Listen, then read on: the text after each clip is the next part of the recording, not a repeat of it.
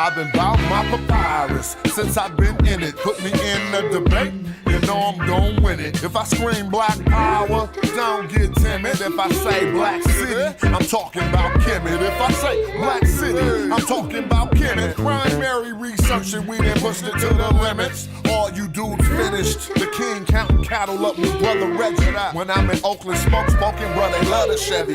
Back in the day, it was the spokes on the chariot. Long procession when the king got carried out to every spot. Woman looking nice as ISIS. I read ancient texts, so my advice is priceless. Nubian gold, your ice don't entice us. Beating me harder than counting grains in your spices. Your heart was beating, but your brain dead, you're lifeless. Yo, they ain't nothing like us, yo. Don't try to make me mad. Make me smile and say you love me, man. That's real right there. Yeah, come on. You should listen to your main man's advice.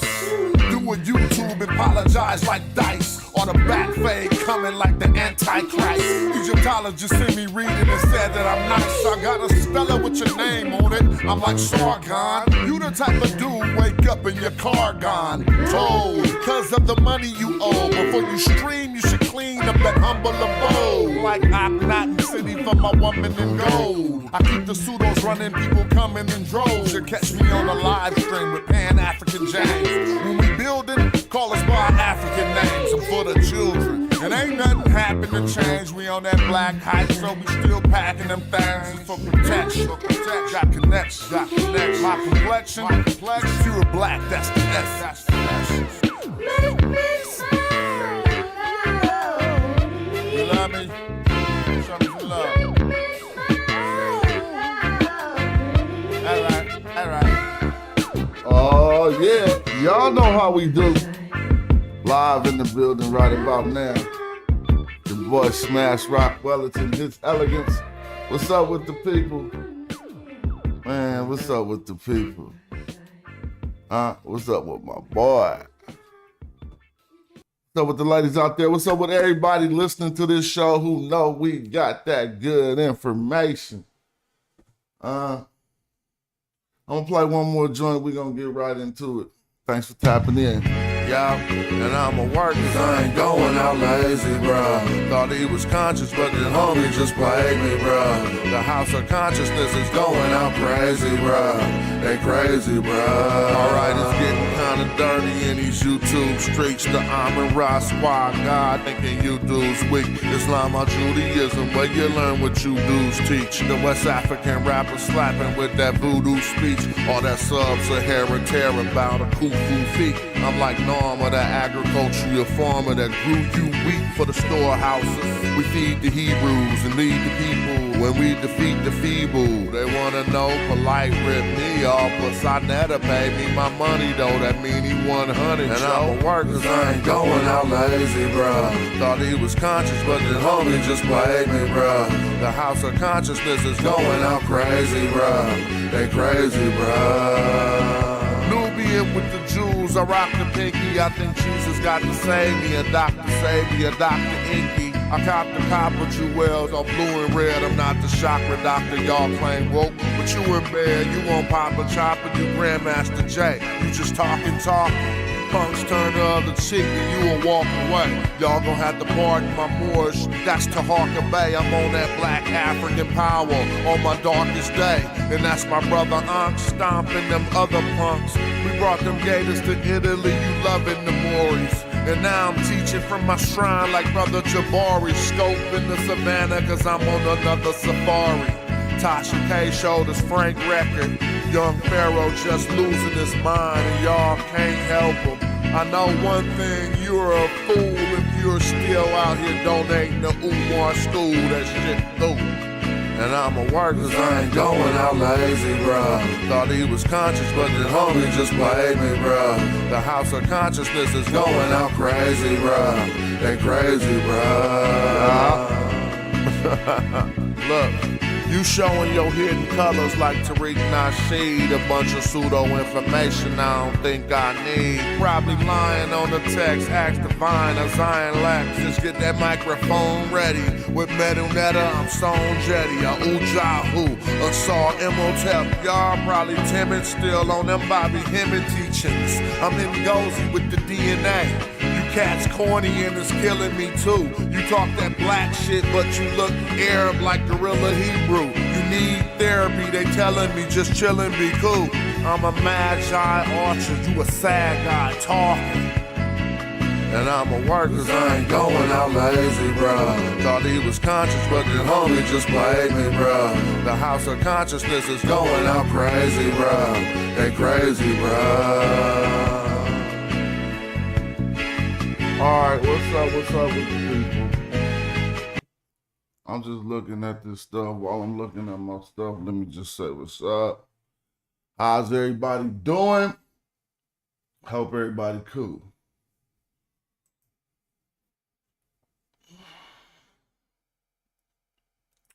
So, it'd be crazy because when I be tapping in to see what's going on, cats be trying to, when they get in the front face of scholars, I don't know. It be the switch up. The switch up be critical. The switch up be critical. The switch up be critical. The switch up be critical.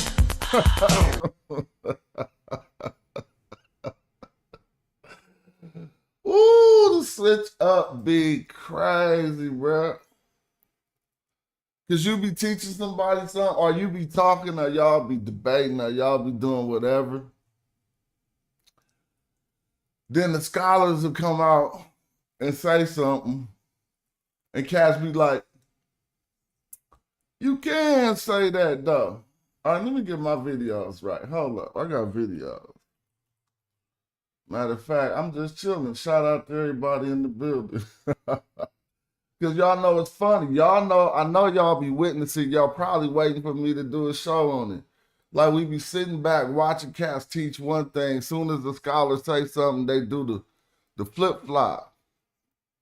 And just switch up and act like that's what they've been saying. So come on, man.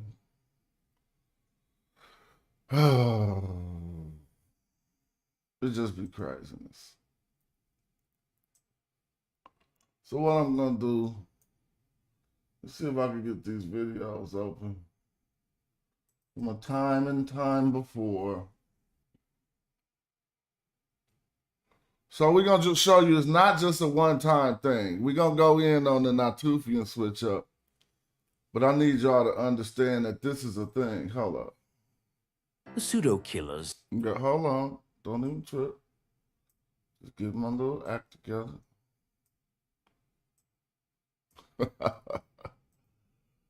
It's just a thing that cats do, right? It is. Check this out.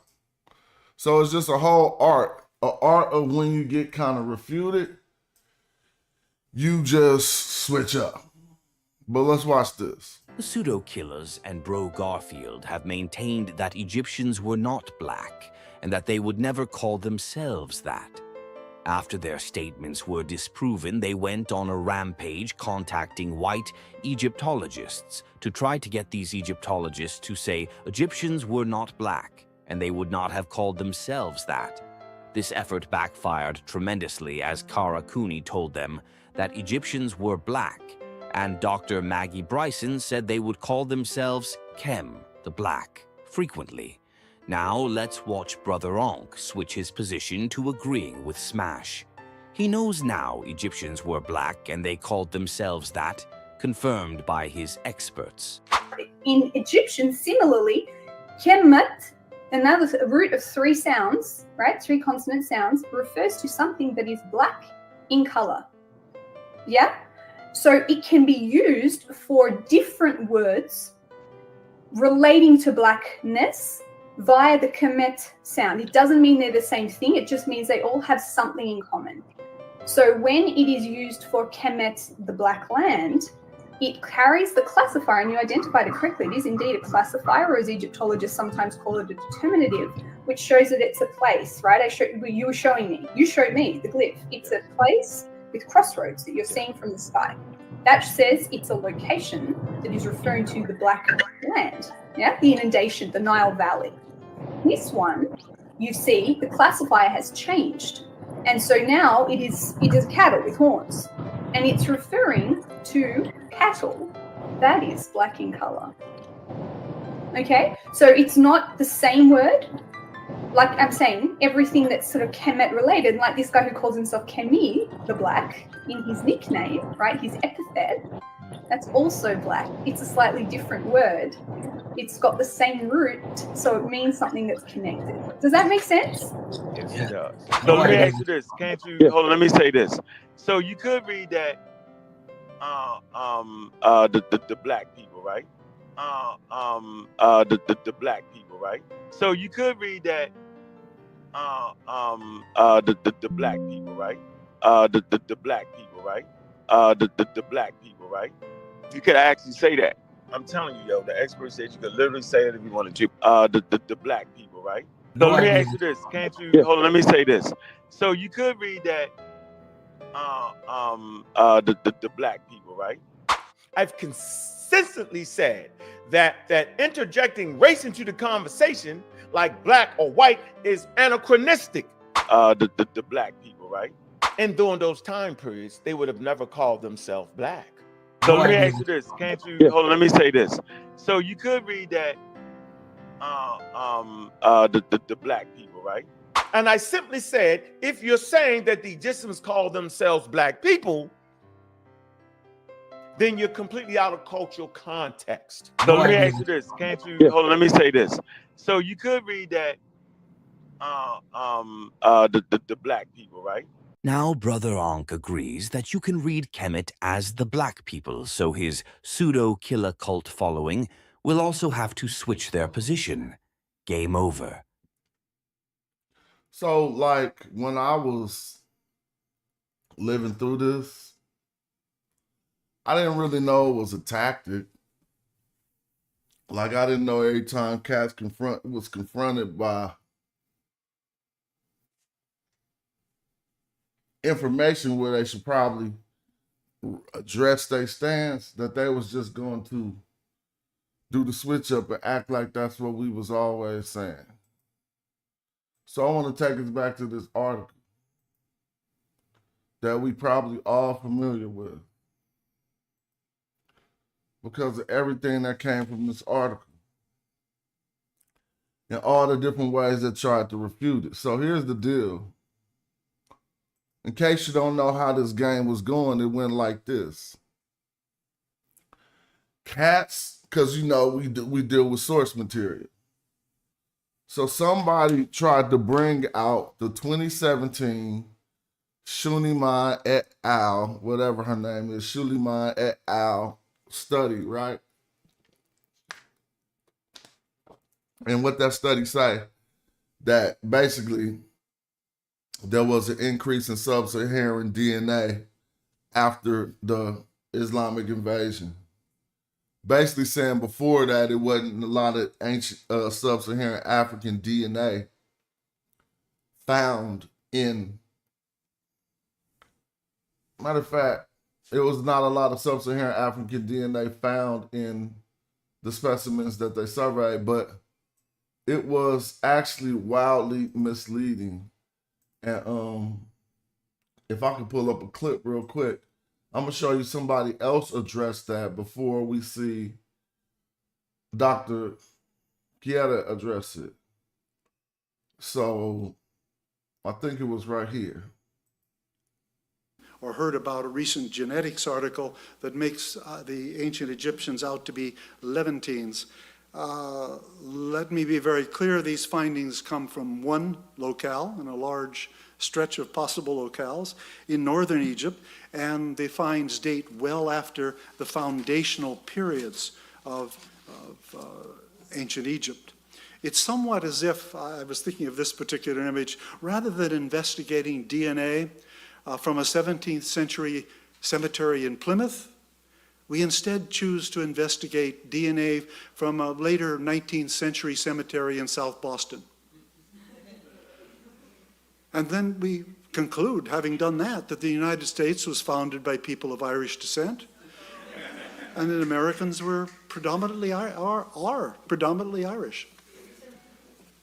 Well, that isn't necessarily how the writers of the article meant it to be interpreted, but that's certainly the way I've had people interpreting it to me.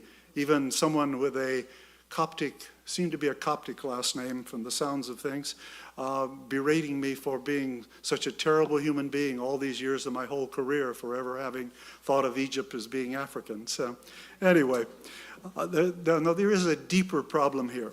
Genetics may be able to tell us about the different elements in our individual genetic, physical ancestries that we may have partake in, come from in our individual selves. But genes do not at all determine language. It's our own historical, cultural, life experiences, personal experiences that determine what languages speak, not our genes. And we need only look around at each other here in the room to know the truth of that. And it is these experiences also that shape our culture choices and our choice of cultural self-identification. Again, not our genes, it's our historical and cultural experiences. Now, the stories that I want to tell today explore the developments. Y'all got that? So he was like, that article is pseudo. I mean, he basically said it was not good. So there are some other scholars, and we see what Jean-Philippe Gourdin and Shamaka Kieda addressed this in a further discussion, ancient Egyptian genomes from Northern Egypt. And in this article, they presented some data that we, in refuting the other article, presented to the community. Like, look, this is what scholars are saying. First, we showed them the, we showed the Dr. Christopher Ehret's speech about it. We showed other scholars talking about that article, that you can't use that article to say there was an influx of sub-Saharan African DNA after the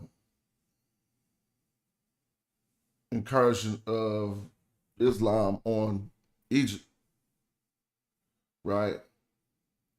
Because the specimens they used were from particularly one northern locale, and they had limited specimens, right? And they got these specimens from an area where they knew the people's DNA wasn't basically indigenous, if for lack of better terms, right? So what have we? I mean, what say we?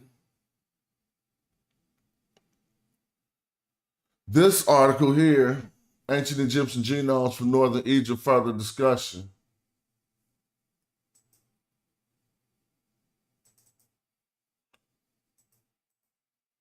If I could get it to size right. Presented some data at the end. Peace, brother Reggie. Long time. We need to get you on my channel, doing a show of some sort. Ancient Egyptian genomes in Northern Egypt, a further discussion. Gourdin, Shamaka Kieda, and Alan Anslin, right? Well, they instantly went in on the Shuniman et al. And what it seemingly suggests. They let us know that really was looking kind of crazy. But at the end, they did something special. They took some data. I don't know if they took it, actually.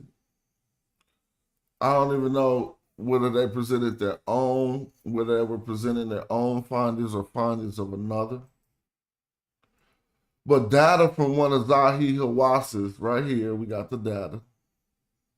And we can find it right here when we click it. So they took data from one of basically some of Zahi Hawas's DNA that he pulled, right? And they ran it through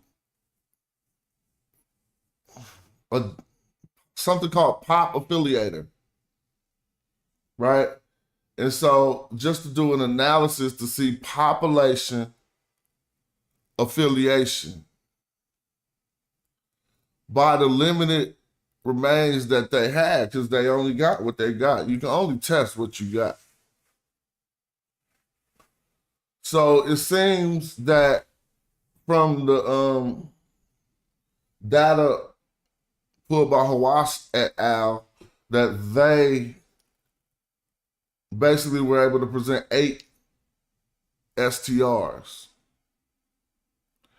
So this is where we get this discussion about 8 of the 13 STRs.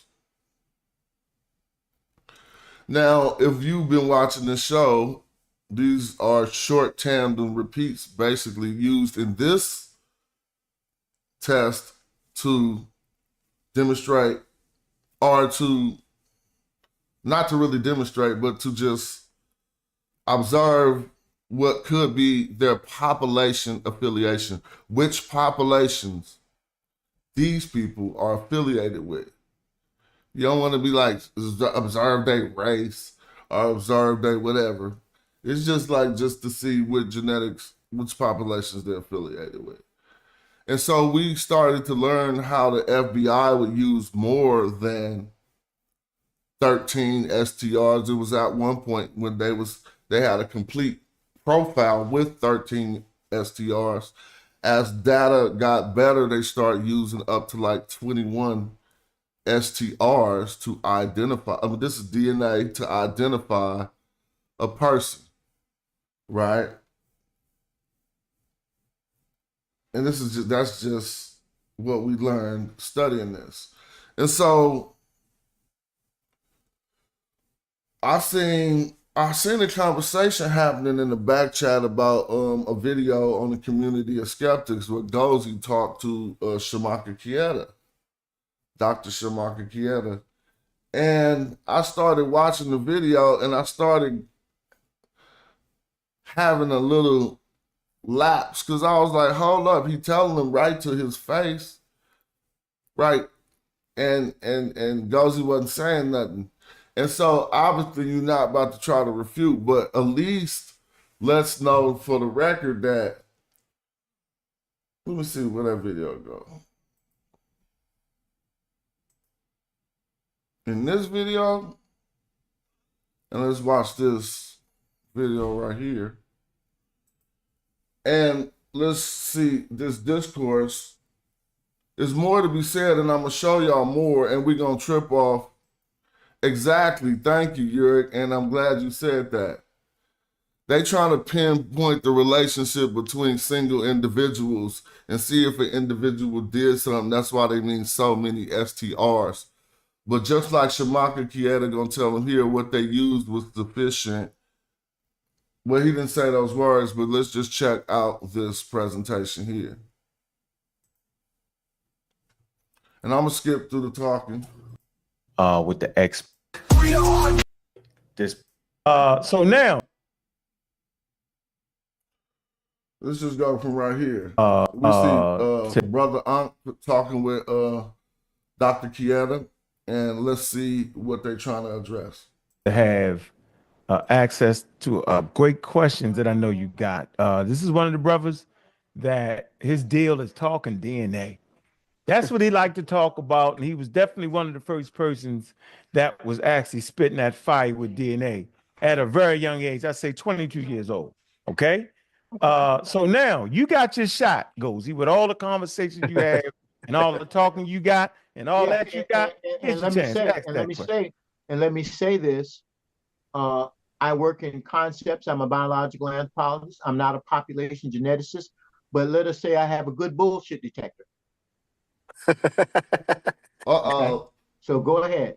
Oh, hey, how you doing? Ramadan Mubarak, Baba Ramadan Kareem. Alhamdulillah. Allahu Akbar. Thank you. Hey, look, I follow you, Baba Keta. I follow your work. I was one of the first people to bring your video in like 10 years ago or 12 years ago. I just want 14, 15. 14 or 15 years ago. I'm in the process. I would like to become a bioanthropologist. I tend to get I did receive a associate's degree in biology, but I want to go further in my education to go more in depth with it. But I wanted to just ask you a quick question. I was a few credits away from getting my bachelor's, but that's another story. Sure. But I wanted to ask you a quick question because it's a lot of stuff going around about the back migrations in Africa. Okay. And primarily the Natufian population that we know that was part of the haplogroup E family, which. But let's slow down, y'all,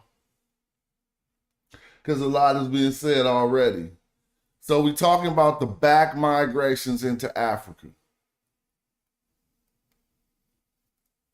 Now, y'all know how back migrations have been used in this community to say that ancient Egyptians were not black, basically. Right? Let me know about some interaction in the chat. Am I wrong? Have back migrations been used for any other reason? Like, that's the reason why we know that term. It's because cats was trying to prove to you that the ancient Egyptians wasn't black. And so they brought up this term back migrations. Am I wrong or right with that? Let me know in the chat. Why was cats even first? Okay, somebody say, Sadiq say 100, right? Ain't that why back migrations was brought up? Okay, Christoph say word. So now we talking about back migrations dealing with the Natufians. Come on, we're not gonna let nobody get lost as we analyze this video.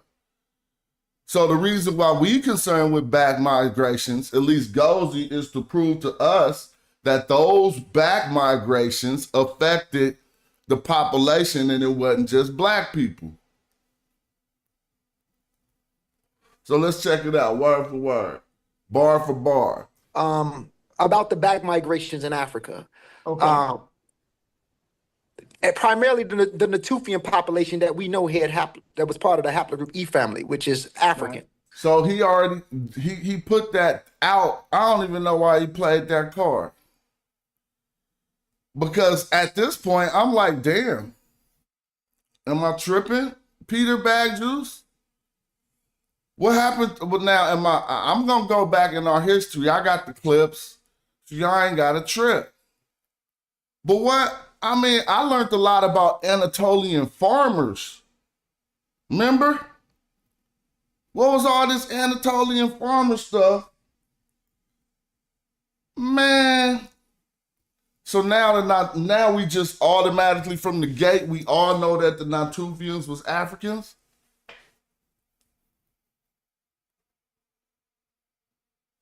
Tell me I'm tripping. Because then we would not even been, we wouldn't have even been had no conversations about it.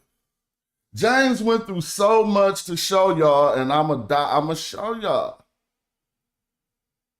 So now he coming out the gate with James stance. We know that they was haplogroup E, so they Africans, Natufians. Back migrations in Africa. Okay.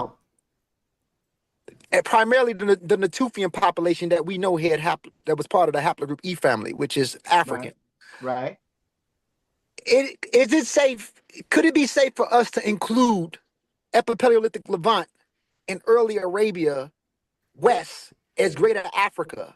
Let's stop. What have I missed?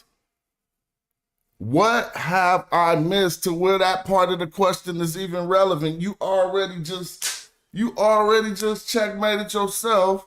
What is the second part of this question pertaining to? Is there some new I have not been watching, so maybe there's some conversation that broke out about that being Greater Africa.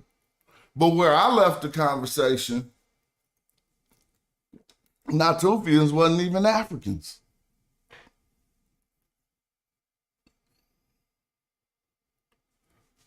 Man, I swear it'd be crazy. Is it safe? Could it be safe for us to include Epipaleolithic Levant and early Arabia West as Greater Africa when they when they're seeing like these Natufian signals in early dynastic Egyptians? So let's slow down. So when they seeing the Natufian signals in early dynastic Egyptians, can we just go and stretch the Levant and include it and just say that's Upper Paleolithic Africa?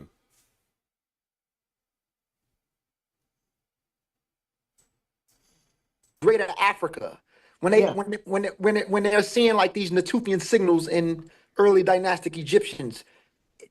Well, what they're calling the Natufian signals are probably original basal Africans in the first place. So if we hadn't, don't try to come out the gate because you know it's gonna hit you with that. Because if we hadn't had that quote, right? We got that quote right there. I don't even get this. Like, I don't even be getting it. Maybe, I don't know why. I mean, I see why it took so long for this interview to come out. Let me tell you why. Now, answer your first question is that I've already written actually in print and peer-reviewed stuff somewhere. I talk about an Africasian concept. I say there's no reason why we can't have an Africasia if there's a Eurasia. You see what I'm saying? Yes, sir. In Africasia. People left Africa and they got to Australia before they got to Norway. Okay. So that question is answered. You can call it that. But what is that relevant to in our conversation? I don't know. Yes. So there's no reason. You could develop a whole line of arguments and perspective by yoking those two areas and then going north or looking north. You could do that. That's not done, but you could do it. But now, in order to do anything avant-garde, anything new like that, you got to have all your stuff typed. Mm-hmm. You know, your information. But yeah, so the answer to your question is yes. Now, when they talk about Natufian signals in Egypt, the question becomes, are they, what they're really saying, in my opinion, okay, Natufians, late Natufian hunters have evidence of tropical limb proportions, okay? Mm-hmm. They also, now we have the DNA, they had certain craniofacial features, and those things got transmitted to the first farmers. Larry Angel wrote this in 1973. You familiar with him? No, I'm not. J. Lawrence Angel? No. Come for a second. All right, he gonna look for this book for a good minute or two. See, I skipped a minute. He's still looking. Ain't nobody said nothing. He's still looking. But I'm going to do this here. Got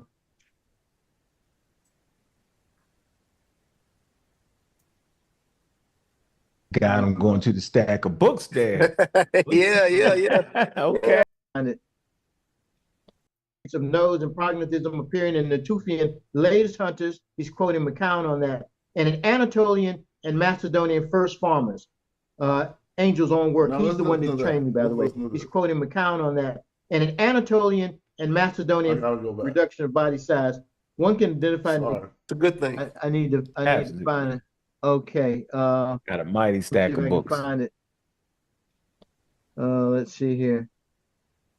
Against this background of disease, movement, and pedomorphic reduction of body size, one can identify Negroid, parenthesis, Ethiopic or Bushmanoid traits of nose and prognatism appearing in the Natufian latest hunters. He's quoting McCown on that. And in Anatolian and Macedonian first farmers.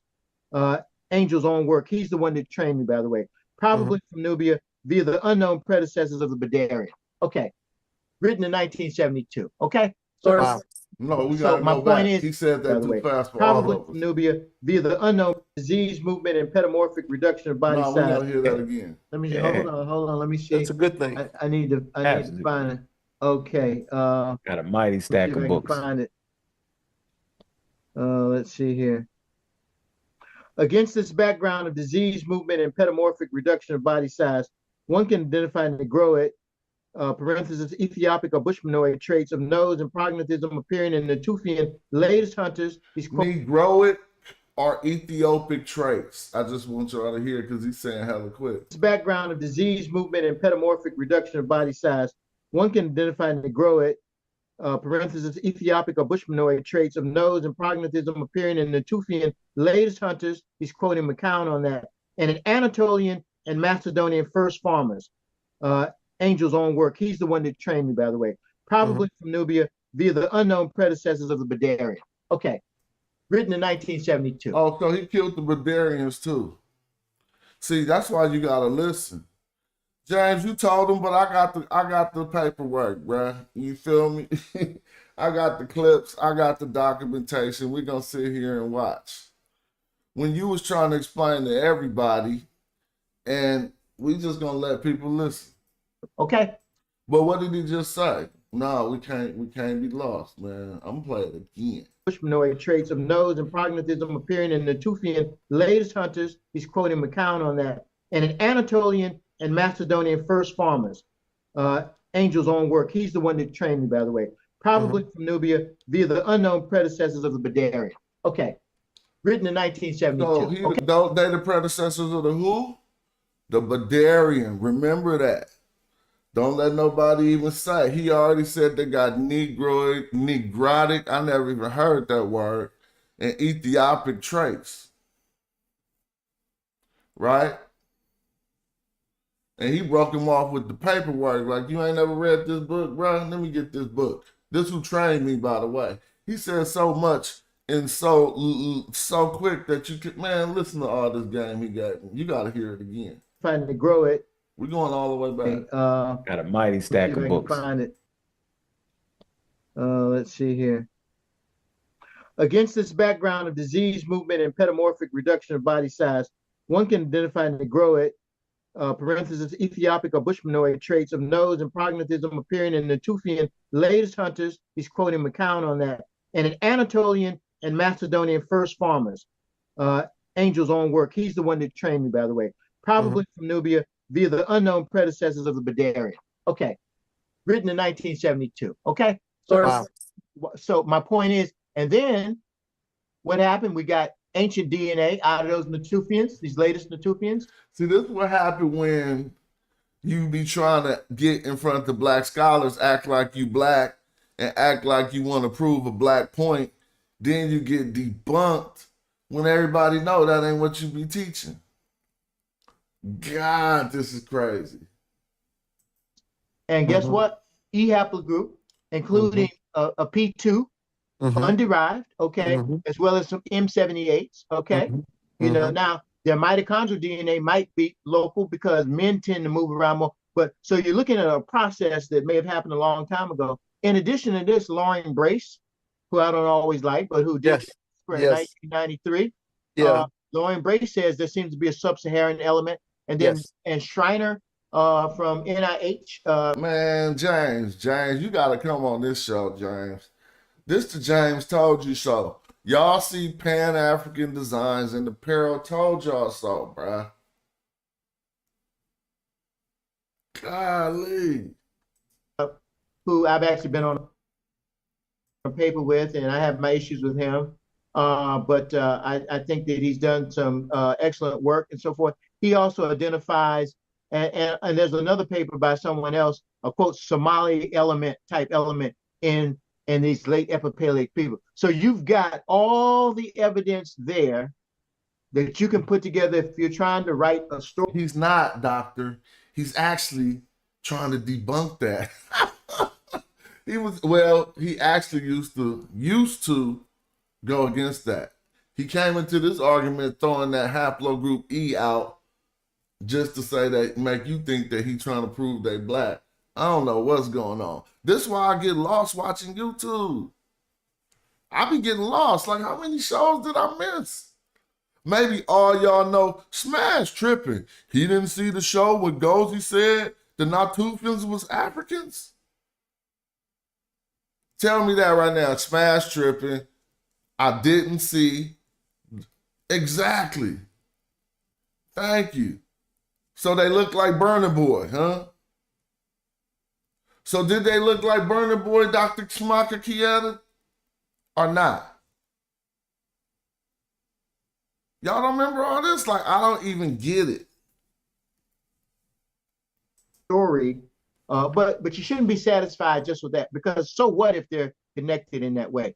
You want to do some other stuff. I mean, and even at that level, you want to talk about some other things. Okay, so yeah, you could call some. Ali Mazrui talked about Afrabia. Yeah, you could do that. There's no reason why you couldn't. Those are arbitrary things. People drew a line in the sand. Those were decisions that were made. I mean, real quick, Tony asked a question about the Anu earlier. I think that they kind of found out that was kind of mispronounced. When he came up with the Anu, we could talk about it in the whole show, but that was some people from the city An. An was what later be known as Heliopolis, I think, or something like that. Yep. And this is Terranetter the Nobleman, to look up what he was talking about. I just remembered you asked that question earlier. I didn't get a chance to answer it. But let's see the next switch up. Because now the Natufians black, so we never should have ever argued about that. And, and so you could begin to talk that way. You get some pushback.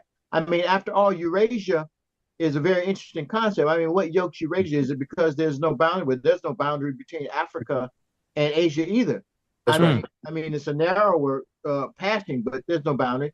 And so when you think Eurasia, what do you think people are really talking about? Well, in part, they're talking about Indo-European languages coming from the Asian steppes.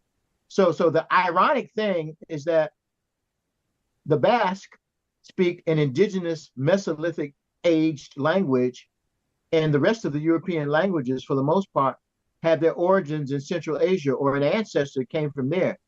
Yet, when Seligman's thesis, and this is the fear, and we didn't talk about this, the fear of using the term Hamido-Semitic or Afro-Asiatic is that because of Seligman's thesis, the Hamitic hypothesis, that they came from Asia, has been used to de-Africanize Africa, and that's not true. Sot 12, you are halfway correct. That's what I said at first, that the Egyptologists Miss Emil Lamu. They didn't make it up. They translated it into a way that made them think it was a group of people. But all you got to do is go and to look at the people who remain from that original people called the Anutiu. And it's not Anu. We just saying Anu. It's like it was an I. And they represent what they call now desert bowmen. But let me keep on track with what we're watching. That's the way Seligman wrote about it. Although Seligman, when you read his book very carefully, see if you can find an old copy from somewhere, Seligman himself says that not everybody thinks that Hamites came from Asia. He says some people say they came from East Africa. He said, and if that's the case, we're talking about a migration not from Asia into Africa, but a migration into Negro land. Those are his exact words. Did you just hear that? Not a migration from Asia into Africa. Man. Okay, so in admitting that, he's admitting the possibility of African diversity. You see, he's admitting it, but not exploring it. And I have a paper that I sent to Go look up how to say desert bowman in ancient Egyptian, Sot 12. Once you learn that, come back and correct yourself and say, my bad. And plus, I didn't say Amu. You switched it and put an M. It's Anu. You can get it from him. Or you can email me. I can send it to you too. I've been having trouble with my computer. But anyway, he has it. It's a paper that I wrote on genealogy of ideas. Okay, got that. Just give that to him. Yeah. Okay, I got it. But yeah, if you go back to school. I don't know how old you are. I'm not going to ask you that. It's never too late. But the older you get, especially if you have a family, the harder it gets. But that's okay if you want to do it. Nothing's worth doing. It's not hard. Now you're in Atlanta, right? I'm in Chicago. Hey. One more question. You can go. I just want to get the sources because people are asking for the last two things he mentioned, the sources, and then you can go ahead and ask the last thing. In his paper? Yeah, he mentioned two things. Actually, it's Juju that asked for the sources. So, can you give those to us, Dr. Cater? Do you? We can get them. When you say, you mean the Larry Angel paper?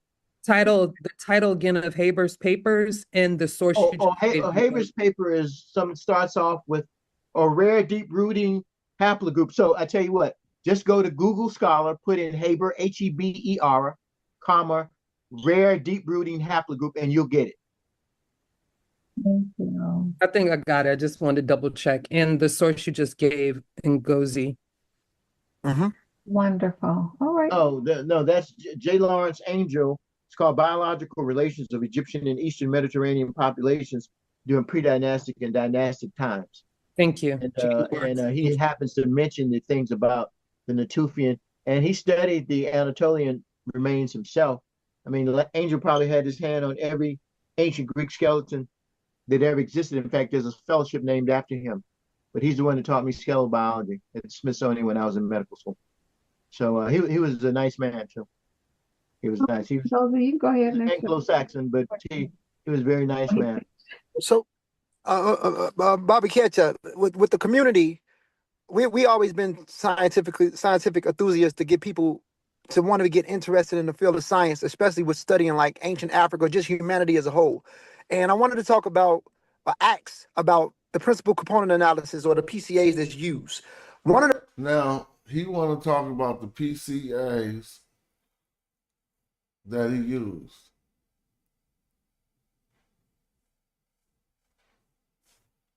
He's like, what? You switching up on me. Now you trying to talk about something I used? And I wanted to talk about acts about the principal component analysis, or the PCAs that's used. One of the major things that a lot of people try to use in the so-called underground community, that they call the conscious community, is DNA tribes, or not just GEDmatch, but DNA tribes that use 8 out of, I know you brought up the pop affiliator, and you brought up that the algorithms can change based off the calculators that's used. But a lot of people try to bring up DNA tribes, the 8 out of 13 STRs that was used to try to.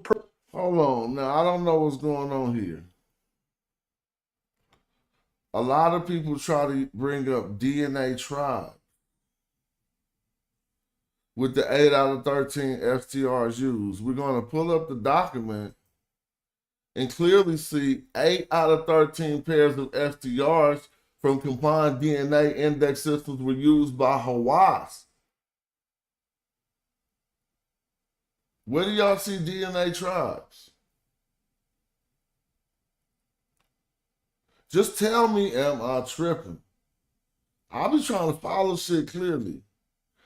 Table 1, geographical region affinities of Amarna and Ramses mummies based on pop affiliator, which is not DNA tribes.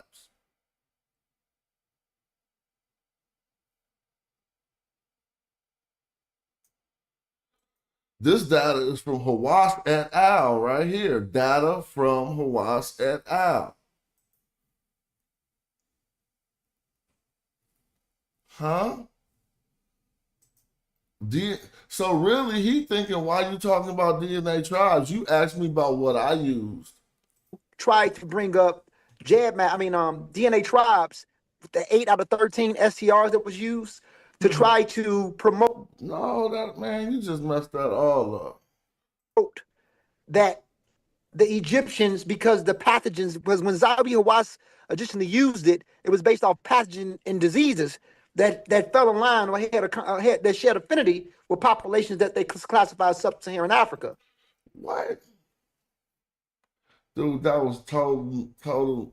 He should have freshened up before he did that.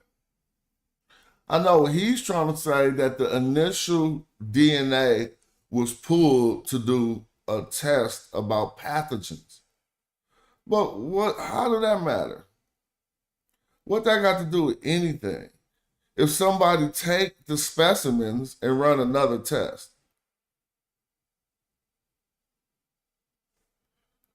God. The so-called underground community that they call the conscious community is DNA tribes, or not just GEDmatch, but DNA tribes that use 8 out of, I know you brought up the pop affiliator, and you brought up that the algorithms can change based off the calculators that's used.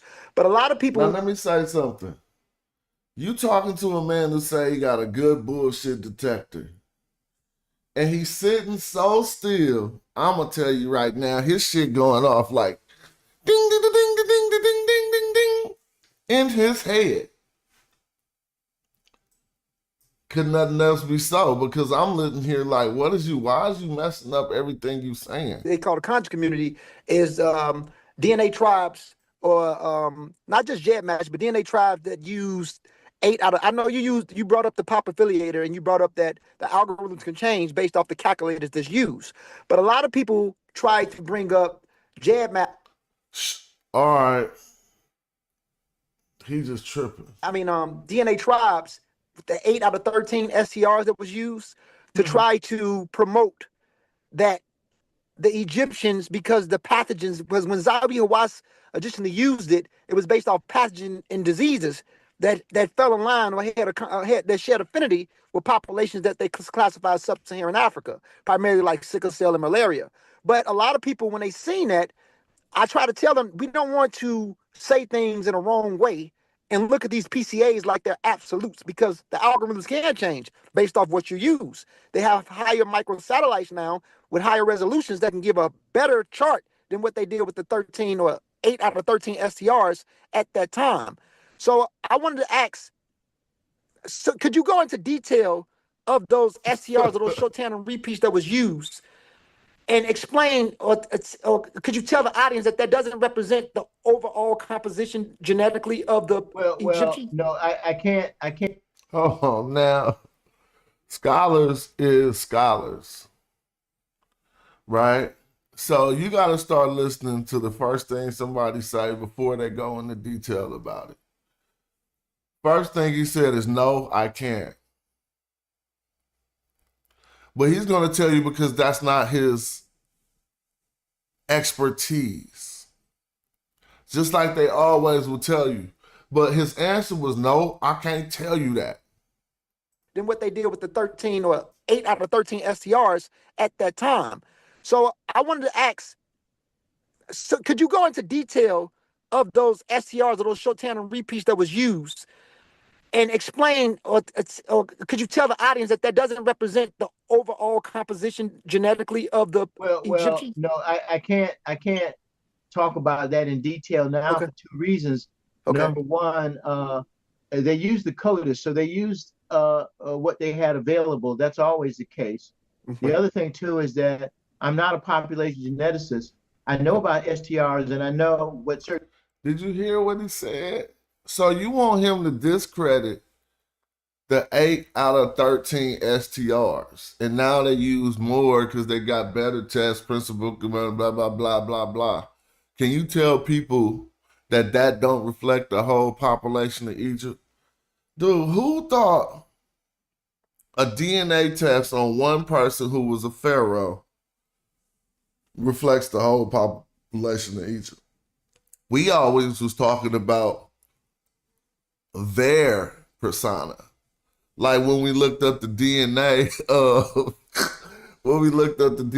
of Ramses III, we always was talking about what Ramses III looked like. Exactly, it could, but we never argued that, Asar. It's just another question this question is answered by the analysis, because the analysis is an inquiry into population affiliation. So this is crazy. None of us ever looked at Ramses' DNA and said, look, because Ramses the third DNA is E1B1A, everybody was E1B1A. I never seen nobody say that. They looked at the test and said because he E1B1A, he may be associated with populations that are majority E1B1A. Or I'll take the word majority out. But he must be associated with affiliated with an E1B1A population. Craziness. Certain things mean with. But he broke him off with the answer like, no, I'm not going to tell you that. Two reasons. Okay. Number one, they used the coders, so they used what they had available. That's always the case. The other thing too is that I'm not a Let's population. stop. Because you can't get past that part. They use what was available. That's always the case. We told them that 13 times. Bro, if they would have found more STRs, don't you think they would have used more STRs? You think they just used them 8 just to come up with the results they wanted to come up with? So they used what they had, and that's always the case. So they used what they had available. That's always the case. The other thing too is that I'm not a population geneticist. I know about STRs and I know what certain things mean with STRs, and I kind of know the limitations. But what they got was what DNA Tribes got is what they got using their patented algorithm. If you take the data from Zahi Hawas's article and run those in other algorithms, you may get some other answers. Okay. But the point is now let's keep it in mind. DNA Tribes did the Ramses the Third. Y'all gotta remember this. DNA Tribes did the Ramses the Third, and they came back said, "Oh, something about people in America had the same DNA as Ramses." That is not what we've been talking about. But he addressed it anyway, and he just said you could put it in other analyzers or whatever and get other results. The one we talking about is the data from Pop Affiliated, which he used. Is that overall, from my perspective, is just what it shows is that you have a background, and it may be a trivial answer, but there's a background that's deep, and the question becomes, can you always separate out the general human background from a specifically African background? Okay. However, I think that the DNA Tribes thing was illuminating. I think the repeat study that we did, that Gordine and I did, is also, I happen to think that that's valid. So let's stop. He thinks the DNA Tribes is illuminating. Let's go back to this data. And he also thinks the study that him and Gordine did is valid. That's this study right here, again, that we was talking about with Thuya and Yuya, Amenhotep III, Tadak and Ramses III. Again, you want to ask about the STRs that I used, I think it's valid. You always separate out the general human background from a specifically African background. Okay. However, I think that the DNA Tribes thing was illuminating. I think the repeat study that we did, that Gordine and I did, is also, I happen to think that that's valid and true. But when you put all of the information together, so you have to put a lot of different stuff together. But there's no reason not to think otherwise. Again, people were in Africa for 850,000 years before they left, or longer, much longer. Modern people, there would have been a time for a lot of diversification, okay? A lot of diversification. All Africans, therefore, in different regions would not have been the same, north, south, south, whatever. So wherever they left from, whoever left, the people that left are going to be, in theory, more similar to the people in superficial ways than all of the other populations. But there's this deep layer that's a human layer, right? There's the layer of the little different things that we use to make distinctions and talk about regional populations and stuff. So that's the only way I can answer that for you. Yes, sir. Yes, sir. Thank you. I appreciate you. And assalamu alaikum. Oh, man. Oh, man. Let me see something, because I just had the clip up. So where did it go? Is it on this page? Because I had the clip up already. It's right here. We're going to go back to a video called All Gas, No Brakes. Smash Rockwell show. And see what we was fighting about a year ago or two. So that's what the problem is. So they came before the Natufians. They said they came. Yes, and the base in the base of Eurasian, which you use, has no Neanderthal DNA as well. Watch this. So y'all just heard the name of the watch. I'm finna show y'all. This is how this works. Like just what Brother Reggie just did, we can all do this. So this is the paper. See, it has Dr. Yusuf, whatever his name is, and Dr. Nadine Rollins. This is the paper. It's genetic insight into the origins of farming in ancient Near East. Do y'all know if you were to read this paper, they're going to talk about the Neanderthal DNA and how they lack that. See, it says basal Eurasian lineage that had little, if any, Neanderthal. See, I just went right here.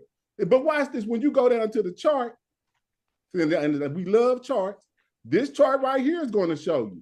This is the basal Eurasian population. Basal Eurasian, the square. That's it. This is it right here, 0%. This is basal Eurasian at 100%. And then they do right here, if you turn your head to the side, they're going to be talking about the shared Neanderthal alleles. And then if you go right here, if you'd have to read the paper, and I'm going to share the paper with y'all, they're going to show you that these people have the least amount of Neanderthal DNA. This is this population right here.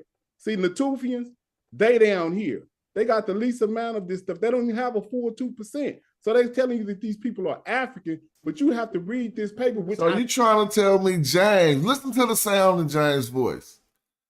He trying hard to get y'all to know that the Natufians was Africans.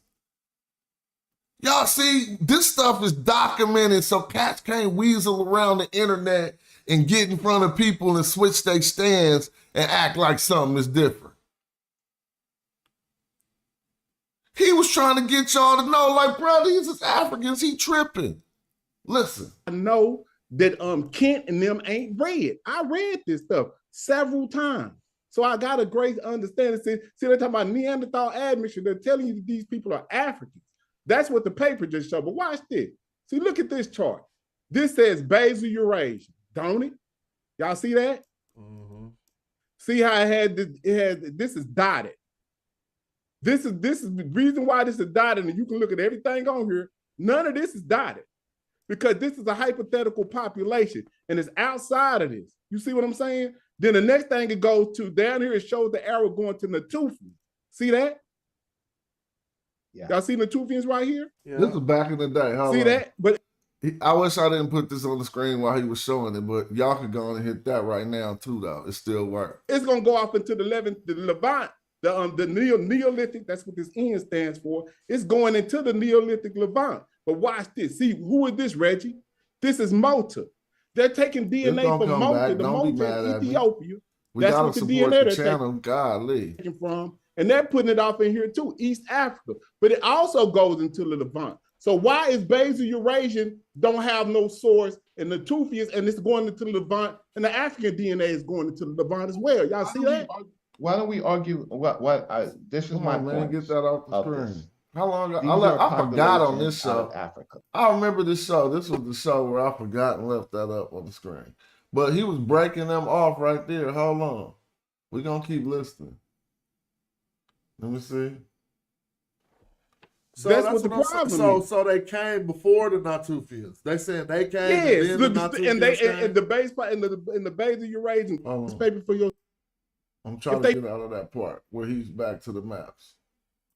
The central hunter gatherer. But everybody can see it ain't no name. We're talking about the source of the DNA. They start from basal.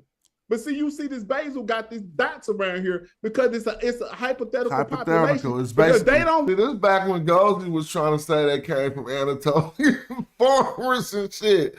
And James and talk about they was basal Eurasian. Y'all remember all that shit? And Smaka Kaeda killed them with the basal Africans. They don't want to say that it came from Africa, but we know that basal comes from Africa. We ain't got well, you can't say that basal. Basal just mean base, right? Don't basal mean base? Yes, but listen, the base of humanity is in Africa. Yeah. Golly. So still but I mean, at least I get your point that on this chart, Natufians ain't mixing nothing. All of this stuff is going into the ad. They're going to start talking about the Neanderthal levels of admixture. That's what the whole paper is about. It's about the showing of the admixture that came in. And guess what they say when they start talking about these farmers? They say there are 50% Sudanese and they're 50% from the Natufians. So Now, what let's are stop. they? If they 50% Sudanese, he was saying everything Samaka Kieta said back then, and castles that calling him names, Neanderthal, James. They was using all that buddy. You want to be in my clique, you gotta castigate this person. And let's not address what he's showing. Let's just call him names and laugh hella loud. 50%, read the paper, Reggie. That's Hold on. They was talking about they can't see the chart, and I had the Cash App up. That's the chart y'all was supposed to be seeing. See, I should put it back up. Hold on. Talking about y'all can't see the chart. I'm make it so y'all can't see the chart because y'all ain't hit the Cash App. Now keep talking so they can't see the chart. Go ahead. Yeah, but see, that's what I'm trying to get. I just want everybody to read what I've read because it goes with the video. The video, it sources these two, the people who did the damn paper. Watch this. Hey, hold on. Motherfuckers be hella funny. Look, I'm just saying, I gotta stop again. Motherfuckers be hella funny. No, I gotta skip this part. Meet these people that have these other non-Africans that already have Denisovan and Neanderthal admixtures. So before they meet them, that's the base population. We got two contributions. If you go to the chart, real quick. Okay. Let me acknowledge these contributions. We got two contributions, one from Ford and one from, I guess they laugh about when I was like, why y'all complaining about me taking down the Cash App so y'all can see this shit when I ain't got not one Cash App. So they had to feel me. Shout out to Ford and shout out to Kofi and Robert, and then y'all back on. Look, James, I'm gonna be away for a second because I got stream fatigue, but I'm gonna let it keep running. So you hosting, I'll be back, y'all, in probably in a few minutes. Okay. So we'll tackle this. So it says, so the first farmers of the southern Levant, right? And can we go to the chart at the same time so we can dissect this? You're right, Reggie. My bad. No, I'm not gonna you're not gonna do no pseudo judo with the chart. It says the first farmers of the southern Levant. Now, and then that shows you it has the parentheses Israel and Jordan, and it said the Zagros Mountains of Iran were strongly genetically differentiated. That's fine. And so that's where admixture does its best work, when you have genetically differentiated groups of people and they are admixing. And this so listen to Reggie, because I've read the paper. The people that's in the lower Levant. I'm reading it now. Okay. So I listen. I think Oli should finish. I think Oli should finish reading the abstract at least, you know. Yeah, but what I'm trying to kind of like break it down for you guys is the people that's in the southern Levant, they're the people that don't have the admixture yet. The people in the Iranian Levant. See, you're making a mistake. It says the first. That was saying, don't bother with the running commentary. Just read the abstract. It says the first farmers of the southern Levant, meaning that there are peoples there, but they're not necessarily farmers. The first farmers of the southern Levant, Israel and Jordan, and the Zagros Mountains, Iran, were strongly genetically differentiated. Those farmers, or are you going to say that those farmers were Well, Reggie was trying to help you with your argument, but you was right. Now let's go to something you was pointing out to us way back then. Watch this. They said they came. Yes, No, I'm trying to go to this. They said they came. Yes, I'm sorry, to this. With admixture coming at that time. This one goes to show up. Watch this. Hold on. 2,000 to 700. That's worse. Yeah, but you have to listen. Just because the admixture started, this can't be right. Hey, how y'all doing? Isn't it from like 30,000 to? Hey, peace, Gozy. What up, bro? Long time, man. This me saying that right now. You can defend yourself on my show whenever you want. It's nothing. The BC to like 3,000. What's up, Gozy? I ain't hosting, James hosting, but this is by the time of the Bronze Age. Real quick, this Bronze Age say 2,000 to 700. How could the Bronze Age be them? Because they had iron. King Tut had iron shit. He had iron daggers.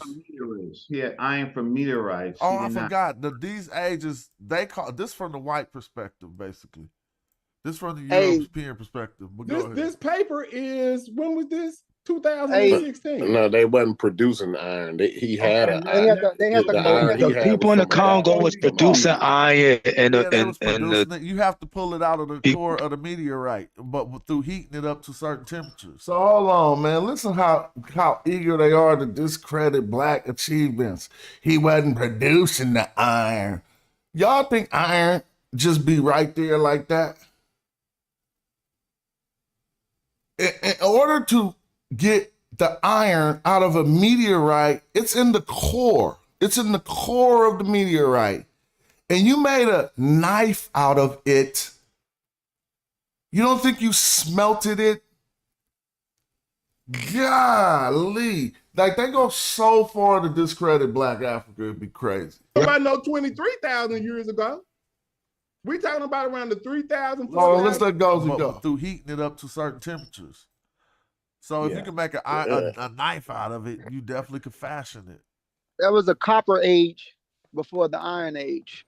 It's called the Chalcolithic phase. But Pan-African James, the basal Eurasians that you keep bringing up, hypothetical population that split off at base from ancient ancestral North Africans, they split from ancient ancestral North Africans, primarily mtDNA-N, and they were after the Neanderthal genes. I wish Shamaka Keda could have heard him say this.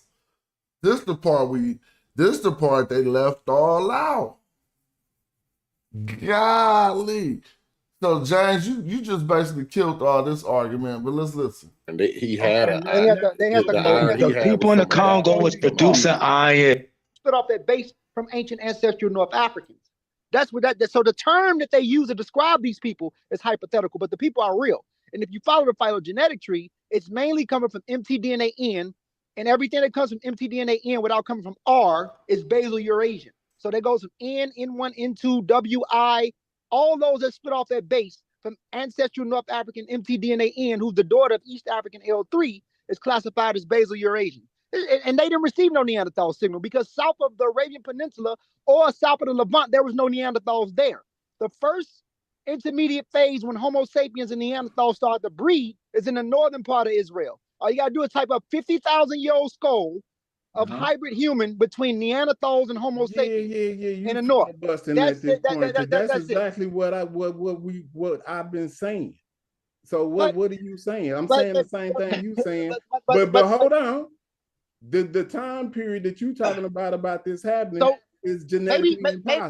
Maybe if you listen, James, instead of like listen, brother. No, I'm not hold on. Okay, you don't want to inferring 23,000 years that these people. Hold on, you have to listen. It's on tape and goes. You said these people been here for 23,000 years. Don't act like maybe if you let me talk or let you didn't say that. Speak. Yes, I did say that, and I can explain why. But you don't want me to explain it. Let me explain why I said that. First of all, the people that back migrated, you have a population of people that do come from mtDNA-R, which shifted into mtDNA-U. And those people, those Zuzana populations that they use, or ancient Middle Eastern, which were pre-Anatolian groups, and that layer did receive Neanderthal DNA. And those populations who brought mtDNA-U6 in did have Neanderthal DNA. That's why they looked at the Ibero-Maurutians. Think about this. The Ibero-Maurutians, who fossils that they sequence or the fossils that they found that goes back 15. Hey, I think I'm about to send a clip of this to Dr. Kieta. Like, hey, this that dude you was talking to. And I would just put a LOL emoji. I guarantee you he gonna respond with an emoji and not with no writing, because this is emoji bound. 15,000 years ago did have Neanderthal signal. The Natufians didn't. So what is that telling you? Think about it. The population that came back in from the Crown Eurasians who back migrated into North Africa, that signal has been there for 23,000 years. And guess what? They were not fair-skinned, not even with the intermingling of the Neanderthal, because you have to go all the way back in time, right?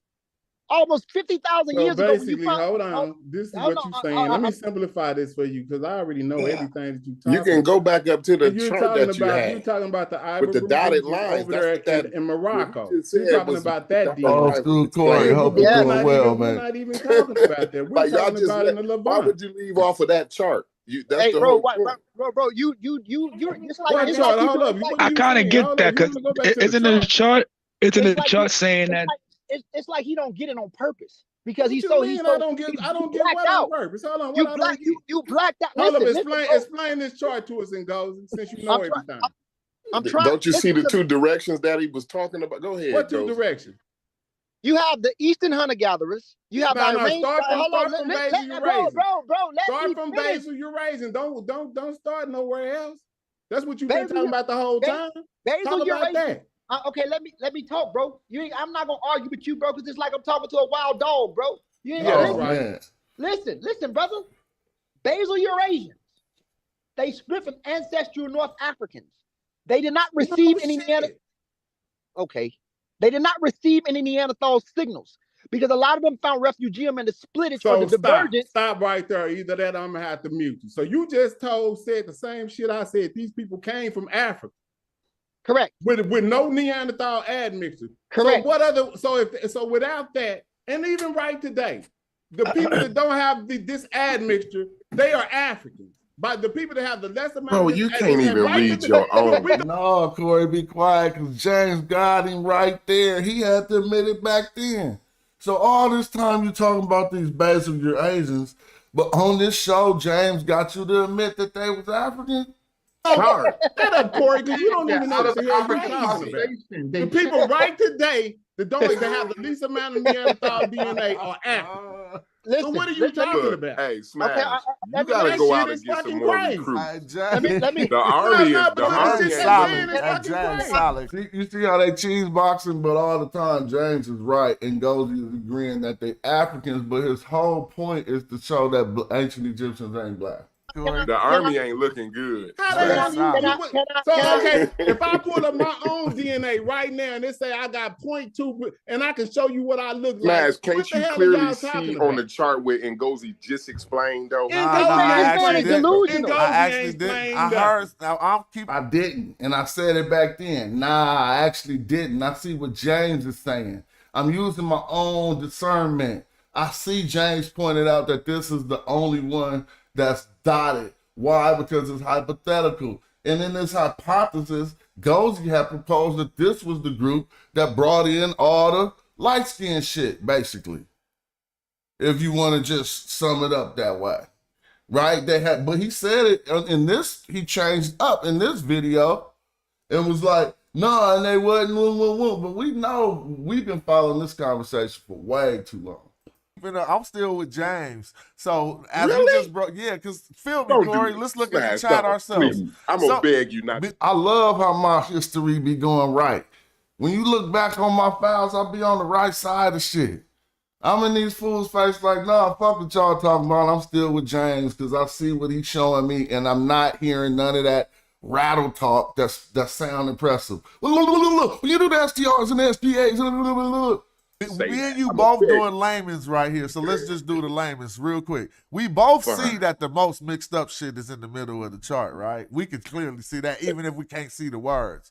But there are lines outside. It's an out of Africa theory. But hold on, you gotta feel how we're breaking it down. All right, man. Look at the only lines that are quote unquote outside of the box. You see the ones that are literally outside of the box is Basil Eurasians to the right and Levantines, which is the Natufians. So they are outside of all of that mixture that's happening in that box right there. We can see that with our own eyes, and to prove it. No, listen, look, Smash, listen to me, bro. I'm not on. Smash, go up, though, Smash, and you got the Paleo Northeast Eurasians too. So where you looking at? Where you looking at? Hey, Smash, if you go up, it says ancient East Eurasians. But that ain't got nothing to do with what you got to follow the lines on the chart. We talking about the base. What the base here, bro? See, y'all see that guy? Those are arrows. Maybe it's too small for y'all, but I'm looking on the big monitor. You can see those are arrows, so we can see where. So when Ngozi started talking, like y'all just stopped listening because he explained. They don't like. They don't I heard what he was saying. What James just asked. He said, so where did the basil come from? You sitting up here like, and Ngozi just explained that. Now it's just disintegrating. We can still listen for some more. But let's just know, first, we ain't heard nothing about no E1B1A or no E haplogroup in this video. He was talking about Ians and stuff, right? And I ain't heard nothing. I mean, well, you know, he was talking about the Basil Eurasians when he said that. He didn't say that about the Natufians, just to be fair. They don't like No, bro, I'm mute me is more That's the not solution. That's Mute not me the fair. solution. Hold on, though. I think Ghosty did Nah, get hold cut off, on. though. Hold on. I don't disagree with Ngozi. Yeah, but Once hold these on. populations leave Reggie, put yourself out there. Kind of messed that up. Africa, right? They have their own internal mixture. Come on, I'm gonna Mixing with But what, the Reggie? problem What that is mix the with? chart don't They say what mix y'all with other, saying, they become y'all. distinct Hold up, groups. slow down. Man, the Slow chart, down. Oh my James, goodness. Reggie put himself out there for a minute. He said, and James came back strong, like mixing with what, Reggie? When they left Africa, what the hell they was mixing with? Like we talking about out of Africa migrations. Now he ain't talking about the first one, but let's see what he say mixing with what. It wasn't no, they didn't have that, what's that, S2 relative, that light-skinned gene had not happened yet, basically. Not back before the Natufians. That's about 8,500 BC. I know, Reggie, but his question was mixing with what? Because they was gonna be mixing with some other black people. You got the authority. Hold up. I got to talk to Reggie. When they left out of Africa, what did they mix with? Themselves, and that's what No, happened. that's what Africans How was you gonna doing. mix with yourself? Hey, Golly, Part Reggie, of that's them, bad. part of them mixed with Golly. and other ones didn't. Is Don't y'all see it that on the me chart? or is it me? Right? Is it me or I'm not looking at the chart right? There's other lines outside the chart besides Beiju, Eurasian. Those are Eurasian. Those are No, but you gotta look at, see, you're right. Look He's at right. Go be quiet because James is right. Nothing was said here to support the not black African theory. See, y'all got to remember to see the forest for the trees. You looking at the trees. Yeah, it's time to open up the link because Reggie want to defend his own stance. Hold up. We can redo this one. You feel me? I ain't heard from Brother Reggie in a long time, too. We're going to have to revisit this because I just want to document the switch up. I just be wanting y'all to have a good video to go to see when cats switched up on what. Because in 10 years, they're going to, well, you could definitely, right, change your stance, but you have to acknowledge that's what's happening and address your former argument where your stance was that, and you was using that to say the ancient Egyptians wasn't black. I think 8,500 BC. But somebody could say when that gene came in. I think they said 8,500 BC. I mean, no, the gene, so it could mutate, but when does it express itself? They say it expressed itself about 8,500 BC, but I could be wrong. I ain't the genetic dude. I just know I'm about to share that link. So we got the switch up fully documented. Ain't no reason to trip. Cat's gonna do that forever. Now you can always change your stance in a lot of new information, but you gotta let people know that's what's going on, right?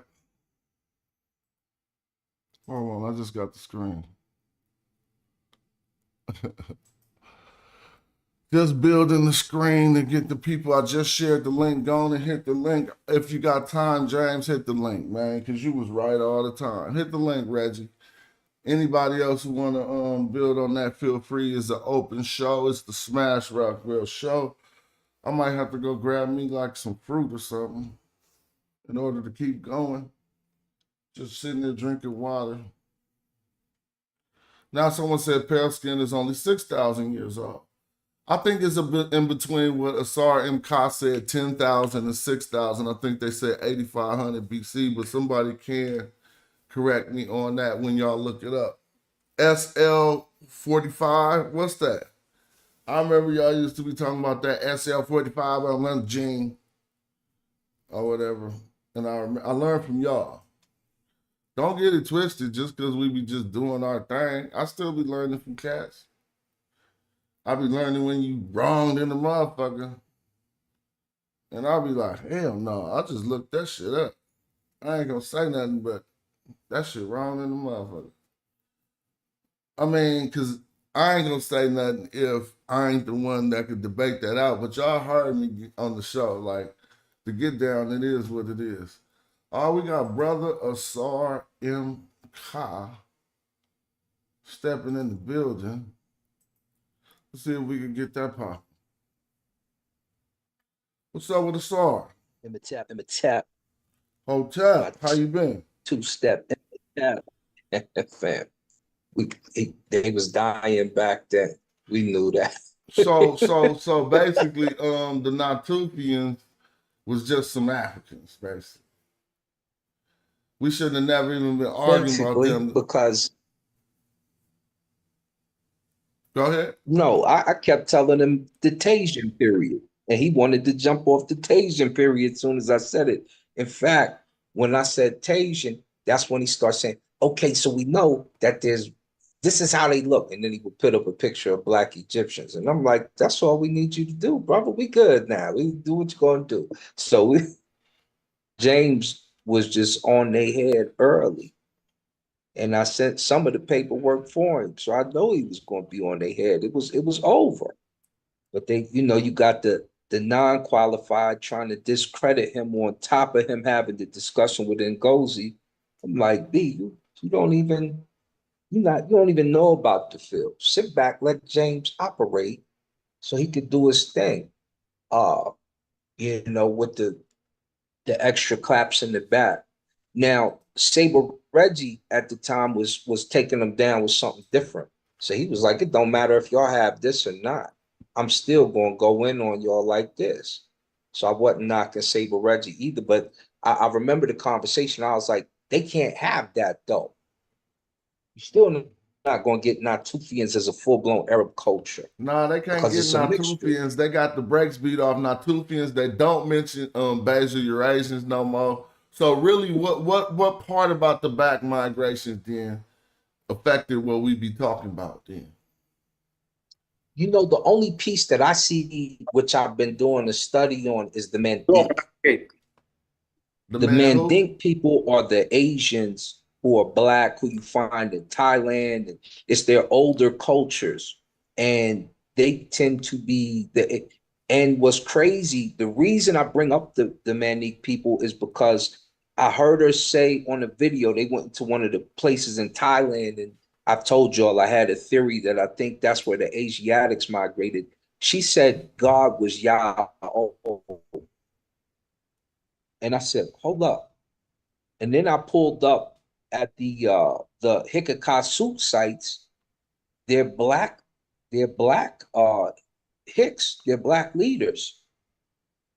And they're the Asiatics that supposedly went out of the Amu, moving towards Syria, probably ended up, even further in Asia.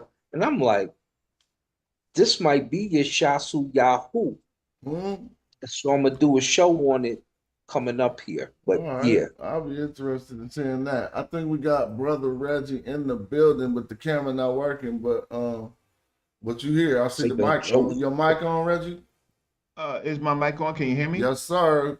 Okay, so let's deal with this. Okay, so now one of the things is that I like to try to make some arguments better, right? So in this particular instance, I'm not disagreeing totally with Pan-African James, but Africans left out of Africa 60,000 years and 30,000 years. This population that we are talking about is the Natufian population, right? And they have primarily African male DNA. Primarily. They find themselves in this area. They're not necessarily admixing with Neanderthal populations, but populations that have earlier probably had some admixture with the Neanderthals, right? So the Neanderthal population and Homo sapiens sapien, the DNA is only 1 to 2%, right?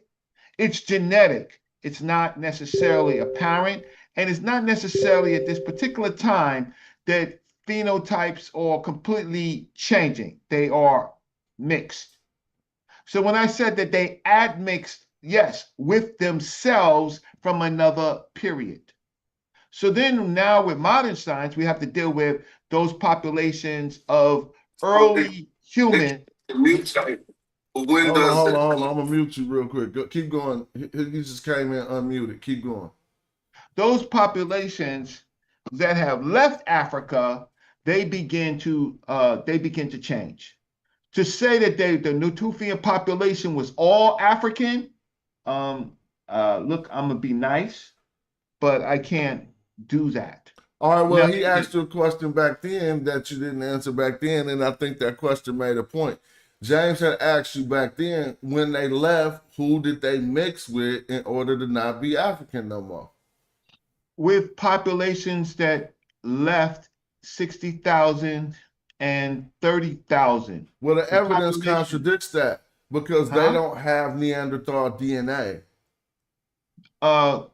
They don't have, but I'm not saying that all of those populations admixed with Neanderthal, but some of them did, and some of them didn't. It's based on evidence. Just pop up the piece to James. Because see, this what I'm saying. I don't like, because we can hear you say I'm with Ngozi. That's what you said. No, I'm with Ngozi. Hold on. In the audio we just heard, did you not say that? I'm with Ngozi on the issue of admixture, that they're not just African. Okay, now stop. Descendants of Africa anymore. Okay, stop, Reggie, because this ain't that hard, right? Where is the origins of Homo sapiens sapiens? I'm gonna make it real easy for you. No, can you just simply answer the question for you? Okay, I'm gonna make it. You're gonna make it complex. I just said that Africans, Homo sapiens sapiens, left out of Africa 60,000 years ago and 30,000 years ago. They left out of Africa. Okay, right? So what happens when they leave? What's your point, James? So what happens when they leave? When they leave, they some of those groups admix with other populations in the area. These are earlier humans. Okay, now slow down. What area are you talking about? I'm talking about the Levant. I'm talking about Palestine, Jordan. I'm talking about. Okay, now stop. About Syria. Okay, stop right there. So you said they admixed with other humans that was already in that area, right? And they admixed. Hold on, themselves. It don't have to be that hard, Reggie. You're making it harder. No, you are, because you said they admixed with other humans. So let's figure out, what are humans.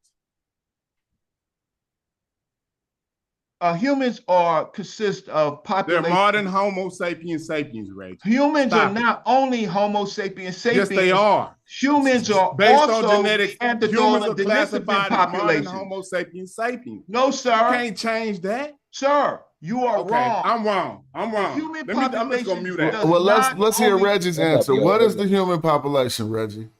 Human populations or numbers of species, right? That Homo heidelbergensis, right? Created. Homo heidelbergensis is the group most. Is Homo heidelbergensis the modern human? No, Homo heidelbergensis is not modern human. Which one of those? The only modern human is Homo sapiens sapien, correct? That's what the only modern human is Homo sapiens. Let me ask you a simple question. During out of Africa, were there any Homo sapiens sapiens outside of Africa besides the ones who was leaving Africa? No. So who could they be mixing with, Reggie? Okay, so the descendants of Homo heidelbergensis. You mean Neanderthals, but that's split from somebody else. No, sir. The problem is Homo heidelbergensis gave birth to a number of species, and there's ghost species. But we do know the Neanderthal. So we do know the Neanderthal. With a ghost species outside of Africa? Yes. That's crazy, Reggie. Yes, but I mean, they're still humans. They're just part of another family. That's just part of evolution. That's how we get. Oh my God! Why are you calling God? No, well, I know why he calling this is crazy, bro. Because he's thinking like this, probably, maybe. Because think about it, Reggie.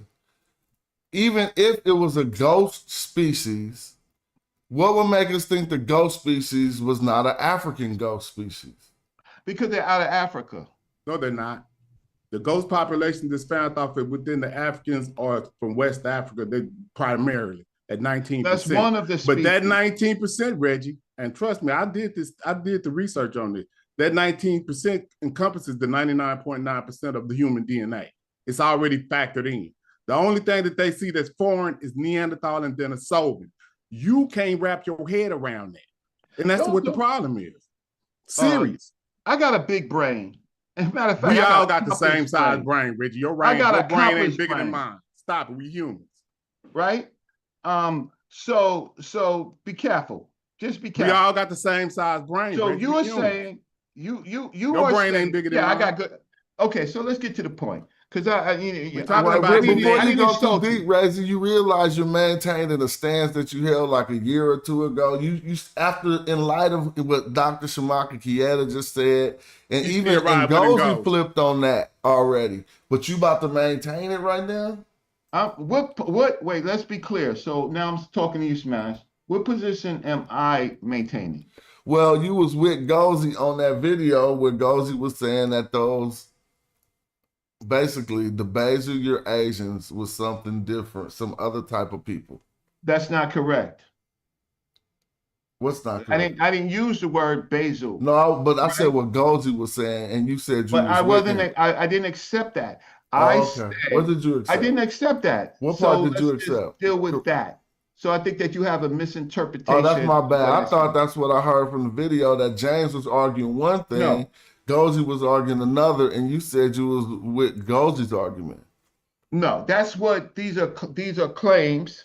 What I said is that these Africans at this particular period, talking about the Natufian period, this is way, way, way, way, way later than the other populations that have already admixed in this area. So the time period that we're talking about is roughly what? 15,000 to 12,000. That's the time period. So there are humans, Homo sapiens sapiens now in Europe and in Asia. That's where they are. And these populations, these populations are met with these populations coming out of Africa that have a large African paternal DNA. So, and they are mixing with these groups of people. They were mixing with Neanderthals.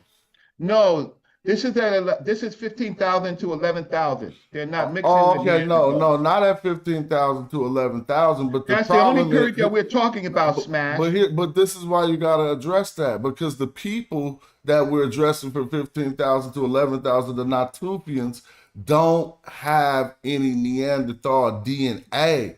So saying that they was mixing with people who do have Neanderthal DNA, right, in order to show some other type of phenotype on their face, unless they mix with some other Africans that left out, then they just look like black people in America, because we don't know what tribes we from different. Like, right, I don't know what tribe my mom from and compared to my dad, right? So that's two black people mixing, right? You see what I'm saying? They would look the same way if your argument is they mixed with some people that didn't have Neanderthal DNA.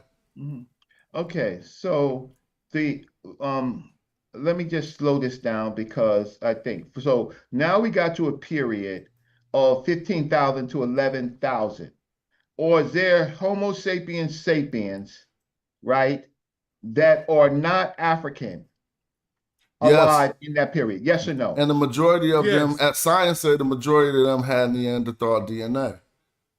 Okay. So now, when you look at the Natufian studies, right, you find that it has a large African paternal lineage, right? So now, but the maternal lineage is largely the other ones, the N, the U6, right? Right? Wow. Okay, the M1 and the U6, and some of those are still African markers, but the but the EM78 and the EM35 are largely, we can say that they're both originating from East Africa and the Eastern Sahara. So they meet other populations that have a different DNA sequence. And so they're admixing with themselves, right? And other groups of people that have been in those populations, right?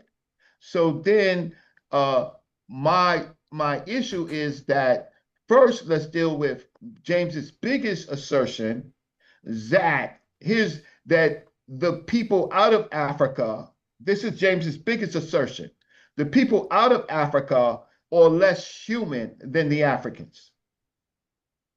That's his big assertion. That ain't my assertion. I don't know, but I haven't heard that said today. Yeah, No, he talking about James something talk. that he talking about the conversation that we had the other night on Wavy's show. But let's just take humans out of the equation. Because hold on. Let's everybody listen. We're gonna take humans out of the equation of admixture, and we can use anything else. If I use a polar bear and a grizzly bear, and I say that they mix, it's gonna be in a minute. It's gonna be dilution of both of their DNA. That whatever they mix with, it ain't gonna be 100% polar bear and 100% grizzly bear. It's what the offspring of that is gonna be. It's gonna be a dilution of both DNA. That's how this works. Same thing if a human procreates with a Neanderthal or a Homo sapiens sapien, meaning modern humans, they are a different species of Neanderthal. When they found this in 2010, they acknowledged this. This ain't even got nothing to do with me, to be honest. They found the DNA of Neanderthals living in all non-Africans. They call all non-Africans Eurasians. Why do they call them Eurasians? Because they can see the Neanderthal admixture in them. So when we get to the basal Eurasian population, that Ngozien fur. I went and looked into the population, Reggie. They said that the basal Eurasian was a hypothetical population. I'm arguing. No, you don't want to go through the chronology of it. No, because we're going to go through the chronology of this so you can understand what's going on. The chronology of it starts with the basal Eurasian. That's maybe whatever time they supposedly lived, 20,000 years in that same sweet spot that we talking about. We ain't finna go back to 40,000 years ago. We're gonna start right with the basal Eurasian population, which is hypothetical. You gotta understand that we talking about humans, modern humans, Homo sapiens sapiens. That DNA took over the whole planet at 90%. It wiped everything else that was outside of Africa out. Do you agree? We talking about modern humans. It wiped the Neanderthal DNA out to 2%. That is what happened. So everybody outside of Africa is admixed, and they are diluted from the 100% that left out. I don't understand how you can't understand how dilution works in genetics. Okay, so you just said a lot of things that didn't make your point. All right, you want to talk about polar bears and stuff like that. Let's talk about the period of 15,000 to 11,500. You have populations of people living in the Israel, Palestine, Jordan, Lebanon, Syria, and southern Turkey, right? Those groups only humans on the planet is groups of people. Only modern humans on the planet are Africans, Reggie. Those groups of people, right? No, out of Africa. These are out of Africa populations. Ain't no out of Africa. Oh, there's ain't nobody outside of Africa but Neanderthal. That's who outside. That's what they done mutated. Listen, I am arguing. Mutated in Africa. They come out of Africa and run into Neanderthal. That what happened. I am only modern humans are come from Africa. You can't. Ain't no humans outside of Africa that you talking about. I am talking about the period of 15,000 to 11,500. Yeah, but at that time when they're trying to measure the back migration. One at a time, gentlemen, one at a time. They're measuring the back migration of humans.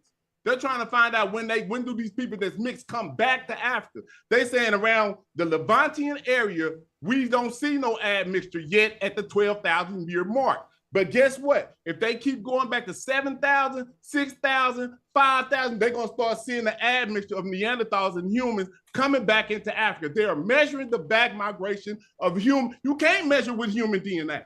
You can't measure no back migration from the original source. You can only do it by identifying what's not original to the continent. Please argue my point and not Ngozi's point. This ain't got nothing to do with Ngozi. Right. So this particular period of 15,000 to 11,500, are there populations of populations that have their own genetic signatures and that they're out of Africa? They're not the same as the African populations, yes or no? No. There's only humans that was outside on the peninsula. They had not admixed down in Yemen. We can look at the Yemenis today. They are still closer to Africa because of their southern trajectory, their southern proximity. Even though they do have admixture, you can see it. It's the same thing. Based on geography, you're going to get more admixture. Isolate populations. I don't understand. Isolate populations, right, are always in this picture. Those groups of people coming out of the ice ages, right, or admixing with themselves. And because of diet, disease, viruses, they are creating different genetic signatures.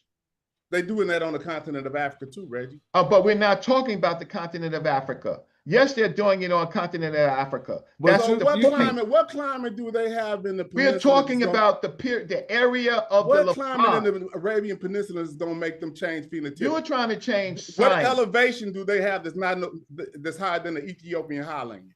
They don't have no elevation on the peninsula that's higher than that. We're talking about the Natufian population. Let me just ask a question pertaining to that real quick to you, Reggie. What population left Africa that did not mix with Neanderthals? I'm talking about at that time period when Neanderthals was alive. Many populations, because the only way that you can get an admixture with the Neanderthal is that a male Homo sapiens sapien, right, has sex with a female Neanderthal. Oh, well, let me ask you this. What people besides modern Africans don't got Neanderthal DNA? The people or the people that's largely on the continent of Africa, besides them, outside of North Africa, below North Africa, those populations, right, largely do not have any Neanderthal. I'll say outside of Africa. What do you mean outside? Say that again. Most populations outside of Africa, right, have some Neanderthal and some Denisovan genetic. Okay, so that's cool. We agree on that. So when they left out, yes, if they were going to mix with some other people, those other people would have had some Neanderthal DNA, right? Small percentage. So remember, what is the percentage of Neanderthal Neanderthal genetics in humans? They say 2 to 20% if you look at some more recent. They're trying to say 2, but some people say no, that's just skewed. Okay, so let's say 2%. Early population, in this particular, what we know about this early population, we can say maybe 2 to 5%. All right, but Neanderthals, but when we look at Natufian DNA, they don't have any traces of Neanderthal. So that would mean that they didn't mix with nobody who did have traces of it, as we would see it. Okay, so now this is my particular problem. I said that the Natufians carry predominantly African paternal lineages, predominantly, right? And we know the word predominantly, right? And so, but their maternal lineages also included other markers, right? Some of those markers they include. What markers are you talking about? I said it already. Okay, so let me ask you. Let me just. I just asked you for. No. I'm gonna ask you. I'm gonna ask you now. I asked you a question. Now you're gonna ask me a question. Yeah, because you cut in to ask me a question. What markers are you talking about? Please. Okay.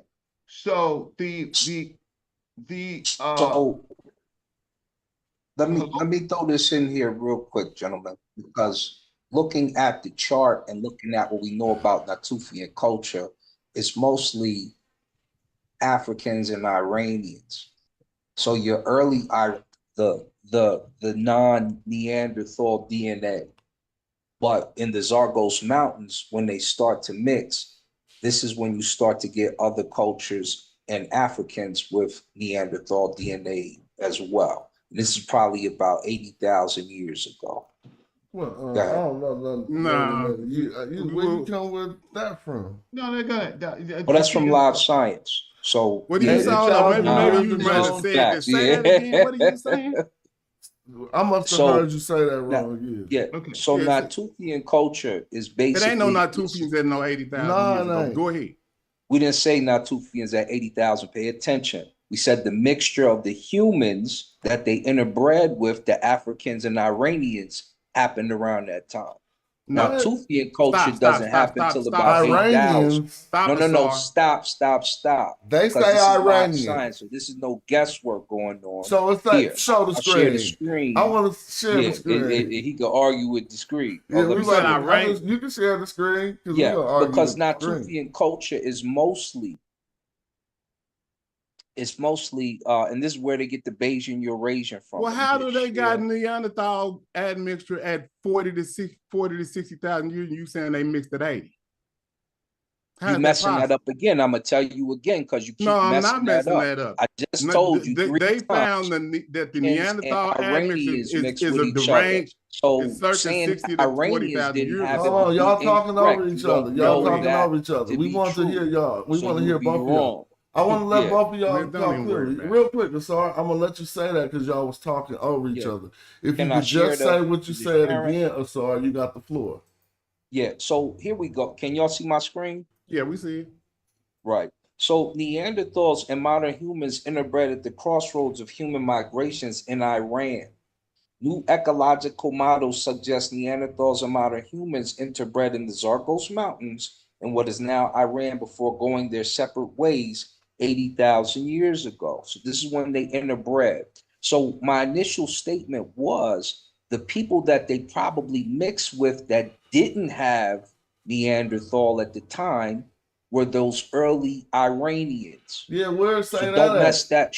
Not your turn, B. This is what you messed up when you said. No, where's saying that at? It don't say that. The people, the early people in Iran, listen to what I'm saying. So that's trying to say it doesn't say that, but we know that we don't get the Neanderthal DNA till later. So if these two are mixing, we know the African doesn't have it. We know Iran is right across the street. This would probably be where it would be at, and this is probably the group that they mixed with. Hold on, we need to slow down because we tripping. That this being the way you interpreted it is not necessarily the way I'm seeing it. No. Okay. Modern humans and Neanderthals clearly. But these let's just address the Iranians you're talking about. Just because they're pinpointing the area of Iran is not saying they're talking about some people other than Africans. They're not talking about no other people at 80,000 BC. Themselves, and you don't agree with that. Well, I don't. So now you have to look at who else was there, don't we? No, that's not. But this doesn't indicate nobody else. This don't show nobody else. This would show the Iranian people. No, you don't understand. You keep saying Iranian people. They only using that term geographically. The articles don't say nothing about Iranian people. No, see the Iranian plateau. Talking about an African migration coming back in, correct? It even say the geography of the Iranian plateau has been almost used as crossroads. Not saying that no people was posted there. So let me say it again. The people in Iran that went over there are one of two things. They're either Iranian or they're Africans who left out and came back in. I know you're not serious saying that either Iranian. At that time period, it sounds kind of crazy. You only have Eurasians that's the fact. And you have that's what we're talking about. So we know there's an Arab presence growing And we know that there's African presence everywhere because we know Africans pushed all the way out into Syria. So the question is, who did they mix with that didn't have the Neanderthal they DNA? they got some DNA to prove this? No, he and what he's interpreting in the article ain't even saying. Like, show me what the article said that they have these some DNA at 80,000 years. Say that one more time. So I want to know, do they have some actual documentation of DNA at 80,000 years to prove this in this area? Where is that at? Well, man, all the articles saying that this is where humans and Neanderthals mixed. Can I get back into the when you're dealing with conversation? genetics, you got to have a primary. You got to have the genetics to back it up. Can I get back into the conversation? Yeah, there you go, Reggie. Come on. All right, great. Okay, so we got to show where it happened because we may not have a body to substantiate. So this is just fiction, and this is just not even good. This ain't is good fiction, right but here. this is. What is this? 80,000? What new science suggested this? Okay. All right. Let me know. Y'all can finish talking. Yeah, let me Mama. get back in. When y'all finish. Go ahead. All right. James. Get out that window, Ralphie. Hold on, let me Okay, so James, what are the paternal markers of the Natufians? Largely. What are they? What you have to understand, Reggie. No, I asked you a question. Okay, I know, and I'm going to answer it. Any type of maternal or paternal. Any type of maternal or paternal marker that you're talking about, if you're talking about markers, they're human. Do you understand what human means? No, sir. I asked you. Listen to what I'm saying. I'm answering, and you got to. I asked you what paternal markers. They're modern human. Let's go one at a time. Do you understand what I'm saying? They're modern human markers. That's my answer. Okay, so you can't tell me specifically what they are. I'm telling you that they're modern human. What is a modern human, Reggie? No. So now we're talking. See how that works? No, we're talking. They're not Natufian markers. We're talking lineages. Right? Any lineage we're talking about if it's modern human, it's Homo sapiens sapiens. Sure. That's what DNA we're talking about. Sure. We're going on a DNA level. Are you asking what haplogroup they are? Yes, I'm asking. That's what he's asking, but I'm trying to let him know any haplogroup that you can mention is going to be human. So it does not matter. He don't understand what I'm saying. No, I know you are BSing. I'm BSing because I'm telling you it's human DNA. I asked you specifically. We do It does not matter if it's human. Only thing that it we try does to matter. figure out is when they everybody. But you're not answering the question directly because you're human. You're making a point. Real quick. You're making a point, James. You're not answering the question. I actually am, Smash. It's just really simplistic that he don't even understand how simplistic it is. It's human DNA. The only thing that you can do to figure out that somebody is not either pure human is if they have admixture with what. And that's what I'm still trying to hone into him. He didn't answer the question. I am answering it because it's human DNA. So then why are we arguing populations in Egypt? Why are we arguing somebody is trying to use haplogroups to say that these people came into Africa 23,000 years ago? That's why. Okay, so ladies and gentlemen, you cannot use pure haplogroups to measure the back migration of non-Africans. So, ladies and gentlemen, the only way you can measure the back migration of non-Africans is through the admixture of Neanderthal. So, ladies and gentlemen, do you understand that? Specific question. He showed us all of this chart that he was arguing earlier that all talks about different haplogroups. And I asked him a simple question: what is the paternal lineages? Largely, it's going to be a human or African haplogroup. What are you talking about? It's not Neanderthal. Okay. So I'm not arguing that. I'm arguing, ladies and gentlemen, I'm arguing a period from 15,000 You can stop sharing your screen. That's all. Ladies and gentlemen, I'm arguing a period from 15,000 to 11,500 where we have these Natufian groups. I asked them a specific question of I want to see their signatures. These are groups of people that left Africa, find themselves in the Levant. I said that they are largely paternal to North Africa they have EM78 and EM35. Okay, son.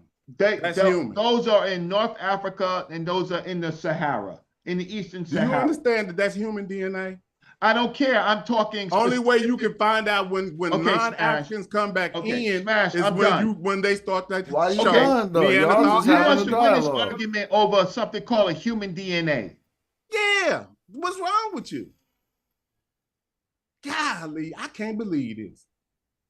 I asked them. Everybody can see now the way that I do it, right? And I try to help you, James. You're not all. You can't help me. You're not all That's wrong. what the problem is. But you're not. If you all don't understand wrong. what I'm saying right now, you're not all wrong. You're just not expressing it correctly. I'm expressing it the simplest way we can do it without being confused. If you know what a Homo sapiens sapien is, a modern human, it's only three things that they mix with. Two things, excuse me. Denisovan and Neanderthal. What they trying to find out is when do these non-Africans come back into Africa? Because Africa's a modern humans. So when do the people that's not African come back in? That's what we trying to find out. Okay. These are right? Am I tripping? Yes, you're tripping. Oh, okay. Well, then, okay. You're tripping because you're not being specific. You're not being specific, and you're talking about something called human DNA. We're talking about non-Africans coming back in the Africa. All right, yeah, we got that point. But when he asks you what haplogroup they is, if you know or don't know, do you know the answer to that? Man, it's gonna be a N, a E. It's gonna be a human, but it's human. Okay. It does not matter because the only thing we trying to find out is these motherfuckers got Neanderthal admix. Well, I think that's what he was asking. Golly. It don't matter. So is N a human haplogroup, Reggie? Is J a human haplogroup? James is making it simple. Ain't it gonna be human? Any haplogroup that I name is gonna be human. But I'm asking you specifically. It does not matter because that is not. All right, well, let's get past that point just for the sense of conversation. It got answered two ways, Reggie. He said it's human DNA, and his other answer was it's going to be an N or E. So let's continue. Okay, so ladies and gentlemen, he didn't answer the question. His question is based on human DNA, and we're looking at populations, right? So this population that left Africa has largely EM78 and EM35, right? Now, they also have maternal lineages. Those are NU6, M1, and U6 and M1, right? Now, this population called N, this population N is kind of the precursor to what we call the Eurasian. N does that, right? Now, N originated in Africa, but N has its own history within Europe and Asia. These populations, these males, are mixing with groups of people, with women that largely have the maternal N. And other groups of people are mixing with these groups of people.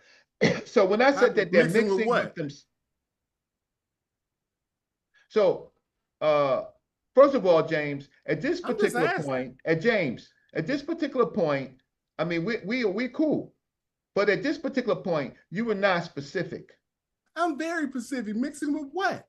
Another human? Because you're not going to be able to measure the back migration. So, ladies and gentlemen, I'm trying to figure out when you're going to get to. So we can never discuss Africa in the Nile Valley because they're all humans. We can't discuss sub-Saharan populations, using the Papafiliator, right? Yeah, we can. We just looking for when the back migration comes. So that's all we doing. No, there's no back. Listen, at this time, it is the back migration that came with Eurasia, which is 6,000 to 5,000 years ago. We're not entertaining any of that. We're looking at other populations of Africa from what they call sub-Saharan Africa and Western Sahara Africa. That's what we're looking at. And we're looking at populations that are at the top of North Africa that never left, that would later become the Libyan populations or the Levant populations. It's a corridor. And these populations have been there for 10,000 years ago. But ladies and gentlemen, we can't do the science because they're all humans. Because they're all humans now, and we can't use the pop-affiliated calculator. We can't use any PCLs. We can't use anything. We're all one people. Well, hold up, Reggie. That's what I'm we saying. got past that when he said they were N or E. I said the maternal populations of the Natufians or these N populations, and these N populations pretty much seated in Europe and Asia. But Gozi and Shamakaketa said they was E. I said E. No, you don't understand. It's E-M78 and E-M35. So Smash, please. I said the Natufian populations, the Y DNA is largely E-M78 and E-M35. And I said that those are human mutations. And please tell me how we're going to identify Eurasian DNA coming back in when you get done. Oh, because we're gonna look at the N populations, and we're gonna look at some of the other populations that were largely in Europe. You cannot identify this by mutation of haplogroup. It's impossible. The mutation or admixture? Well, what you're saying is the population that's close off in Africa, you're going to try to say without using any type of archaic admixture, you're going to measure the back. No, we're at a time period. I'm just trying to figure this out. We are at a time period of 15,000 to 11,000. So we are talking about populations of Homo sapiens sapiens only. Only Homo sapiens sapiens. But that don't mean their DNA don't got nothing from before then. Come on, Reggie. Right, but watch this. It does, right? But it's small because it's the Homo sapiens. Not at that time. Now it's small. At that time, it would be a lot greater. So think about it. The first person, James said this earlier. Let's be clear on this. The first person who had intercourse with a Neanderthal, their offspring was 50-50. If you did a DNA test on their offspring, it'll be 50% Neanderthal, 50% human. Now humans won. So the human DNA gonna dominate. And it got to a point now when we run a test, it's at 2%. Like I'm not even into this that much, and I can understand Neanderthal, sir. Y'all way before. You say what? Neanderthal. You are arguing. You're talking about a period that I am not talking about. I am talking about the Natufian period. I know, but y'all gotta understand the reason why we're talking about that is because the Natufians at their time period, they don't have any Neanderthal DNA. But what are they if they don't? What are they if they don't have no Neanderthal DNA? The Europeans are not arguing that. I can't. No, but we're asking you, what are they if they don't have European ancestry? Okay. If the tests say that the Natufians don't have Neanderthal DNA at 12,000, we're not arguing that. I'm just asking you, what are they? Can you tell us? Are they Africans? Yes or no? Yes, they are, and it ain't no evidence they mixed with anybody who had Neanderthal DNA. So I'm asking them to answer the question. They won't answer. They won't Are answer. they Africans? Yes or no? Keep asking the same thing. If what we're saying, no, they're not African. They're out of Africa. Otherwise the Arabs are African. What? Or otherwise, the people of Turkey are Africa. Otherwise, the people of the Levant are Africans. No. They're descendants of Africans with different signatures. That's why we're looking at geographical population. So are they modern humans then? Of course they're modern humans. Okay, so they're modern humans without mix. Are they, would you give us that? No, you can't do this. Are they modern humans without Neanderthal admixture? Are they that? Can you man, agree I don't to want to that? break up. I don't want to break up. I just don't want to break No, up. I'm just asking you a Just simple. chill. Are they We modern chilling. humans This is a without good conversation. that don't display Neanderthal admixture? We're not talking about Neanderthal at this time. Yes, we are. That's what we're talking about. You're not talking about it, but that's what we're talking about. No, we want to know who at dragged me into 12,000 this conversation. Did Because they I when was they talking tested about Neanderthals? I was talking about populations and but that's not what we're talking admixture. about, Reggie. I was not talking about no Neanderthal. So we're talking about modern humans right now. See, let's go slow, one at a time, please. The reason why Neanderthals is fundamental to this conversation is because y'all making claims that the Natufians mixed with some people who was outside of from 11,000 to whatever time period we cited. If they would have mixed with anything, we'd see traces of Neanderthal DNA because all people outside of Africa had mixed with Neanderthals previous to them getting there. And everybody that was inside of Africa was modern humans. Okay. So family. In the Levant as well before they add me. Family. Go ahead, Reggie. Family. Okay. So I'm So countering. genetic, we need to kind of go here, right? So genetic evidence shows a direct ancestral link between the Natufian people and the first farmers of Neolithic period in the Levant. So that gives us a time frame. However, another migration carried Natufian related ancestry into Africa, connecting them to both Middle Easterners and Sub-Saharan Africans.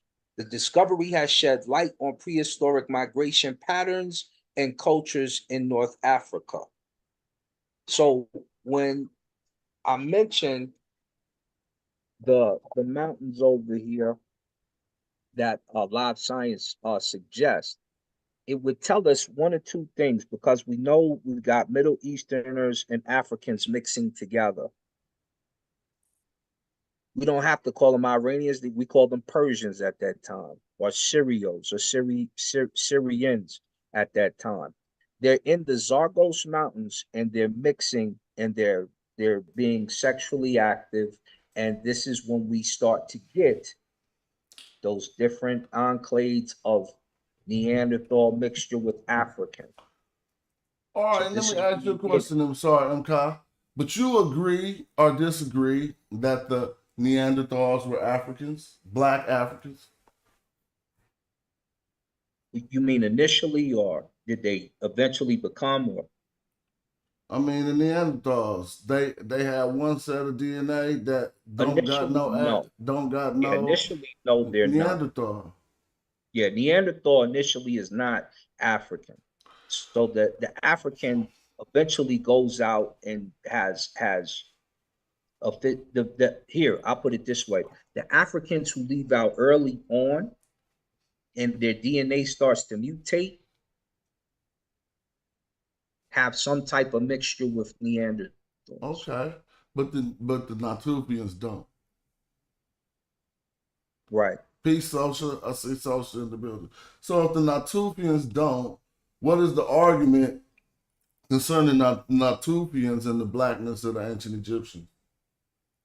The Natufians, who are Arab to white, they want to call them Eurasian, or whatever the case. The Natufians are Arab to white. They're Eurasian and they're also African. I thought that just contradicted everything we just worked on right now. No, because I haven't finished. So you also have Nubian Natufians, which I mentioned earlier to start it out. So our early people who leave out are African. You just said the Natufians are white, bro. Yeah, there are some Natufians that are white. We can't deny that. You outside your time period. The time period they became, I don't know what time they became white. We know that they was gone at 8500 BC. 8500 BC, we've got white Natufians at that time. No, they gone by that time. Because they was to 9500. Yeah, 1500 is when the Natufians culture time frame starts. 1500? Yeah, 1500 BC is. Do you mean 1500 when you say the Natufians started, bro? when the Natufians start to be called the time frame, yes, it's about 1500. What is he talking about? That's the time 1500 frame. BC? We dealing with great pharaohs of Egypt. You talking about Natufians at 1500 BC? Nah, you wrong. Okay, so let me ask you Natufians this: is out of who here are by the professional 8500 mourners BC, in the bro. pictures of the Nasubidi? Am They're I white, right? tripping? Did y'all Nah, hear you him ain't say that tripping. Go Natufians ahead. at 1500 BC? Okay. You ain't tripping. The Anatolian farmers. Okay, so okay, so now I found something out and I'm kind of concerned, right? Because I do think that we spend a lot of time on populations. Yeah, you right? got to go to the And- Shubak cave in Wadi Natuf in order to break down when they start. And so we know the time frame for sure. Hold on, man. I'm just about to put it. Because y'all got me Why are feeling y'all like cutting I'm me tripping. off? Go right? ahead, Reggie. Let Reggie. Is either I don't make sense, right? I mean, know I that there's came in after the Saul was talking. Go ahead, Reggie. Okay. The Neolithic farmers, right? What is in their populations, right? Where do these people, these Neolithic farmers, right? We know that the Natufians come in, right? And we know that they add groups of Africans come into this area, and they admix with the people that are already there, right? So there's populations that are already there. I'm not arguing no Neanderthal. I'm just arguing populations, right? So then these particular populations that these Africans mix with, these are the Africans who probably leaving about 30,000 years ago, right? Well, they're going back and forth into this area, right? They are admixing with populations of humans of themselves, Homo sapiens sapiens, but other populations who have left out of Africa. They develop on their own paternal and maternal signatures. Man, okay. Do you got them at 1500 BC too? And as white people, like Asar just said? The Neolithic farmers that were not Natufians? No, he said the Natufians were around at 1500 you think BC. the Natufians, okay, that's the problem. You guys think that the Natufians are the only populations in this area. You people believe that the Natufians are the only populations in this area. In what area, at what time name some period? more I then. do believe, Bring up some more then. Reggie, I do believe the Natufians were the only people in the Levant at about 1500 to 11,000. And I put them all the way down to 9,500, going off of Donald B. Redford's work. The Neolithic periods or all Neolithic farmers are all Natufians? Wait a minute. No. You just asked a question that question don't got nothing to do with what we said. No one said Neolithic is a time period that would engage the whole world, right? So in this area, I'm talking about the Neolithic farmer. The Neolithic farmers in the Levant would be Natufians. They're the only ones. The only ones I know about. Tell me about the other ones. But now they became, they were hunter-gatherers, but they became farmers, right? Am I wrong? You tell me if I'm wrong. Right. So we have groups of people that become farmers, right? We have groups of people that become farmers, and they call they're calling this settlement, this culture, Natufians, right? But they're not the only population of humans in this area. Of course, it can't be, because we can look at this the settlements of Göbekli Tepe, right? Which is early with Göbekli Tepe, right? So then we have groups of people, the Turkish, they're not. You can't say that they're African, right?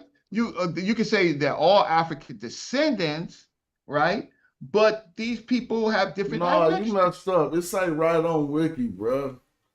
Look, Natufian communities may be the ancestors of the builders of the region's first Neolithic settlements. So that means the people who built the first Neolithic settlements had ancestors, and they was Natufians. Wasn't nobody before them, wasn't nobody for them to mix with. Because it becomes a culture. So let me, I'm not gonna disagree with you. I might have said it wrong, right? So let me just say it better, right? The Natufian communities find themselves leaving out Africa and settling in this area in the Levant, right? These groups of people are admixing with populations that are already there. However, largely, they predominantly have the male markers, which I talked about, E-M78 and E-M35. Largely, right? Predominantly, right? And those originate in East Africa and the Sahara. The maternal line is another is the female population, which is N, right? But there are other populations, U6M1 and NU6 and M1. Those are also African populations, but they find themselves in this particular area. Now, the people that we call the European groups of people, right? Those groups of people, they emerge largely from the N populations. Why? Because they're into admixing and interbreeding. So I was not wrong when I'm saying that these groups of people are admixing with themselves and creating different signatures. I'm not wrong about that. Okay, and I'm not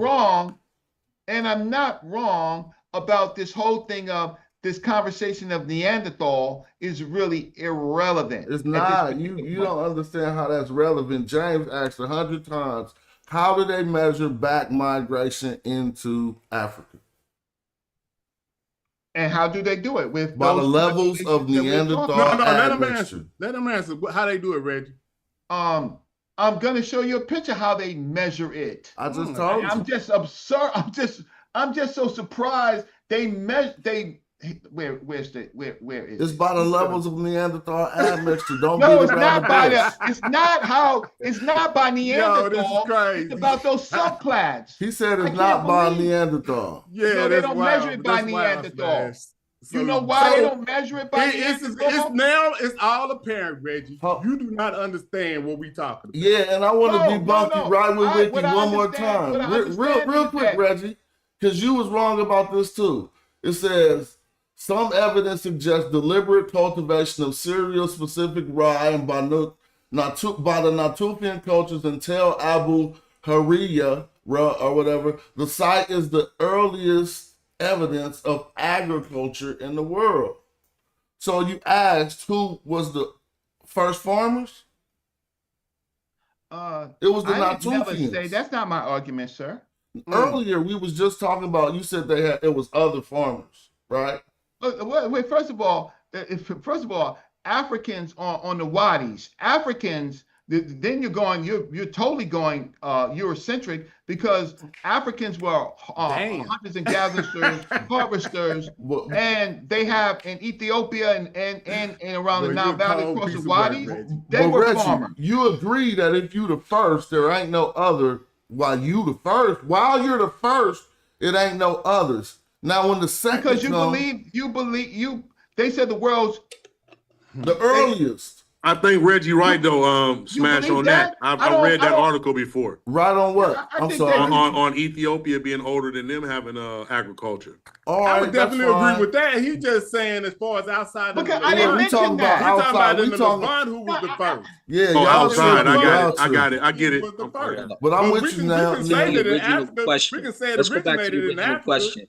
Who did they mix with that didn't have the Neanderthal blood? Thank you, Asar. That's what we've been trying to say the whole time. Who did they mix with that did not have Neanderthal blood?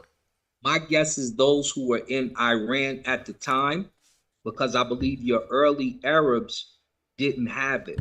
They're a mix of African. Who said that? And I'm saying that. That's what I just said. I'm saying my first guess is that their first mix with people sexually is the Arab.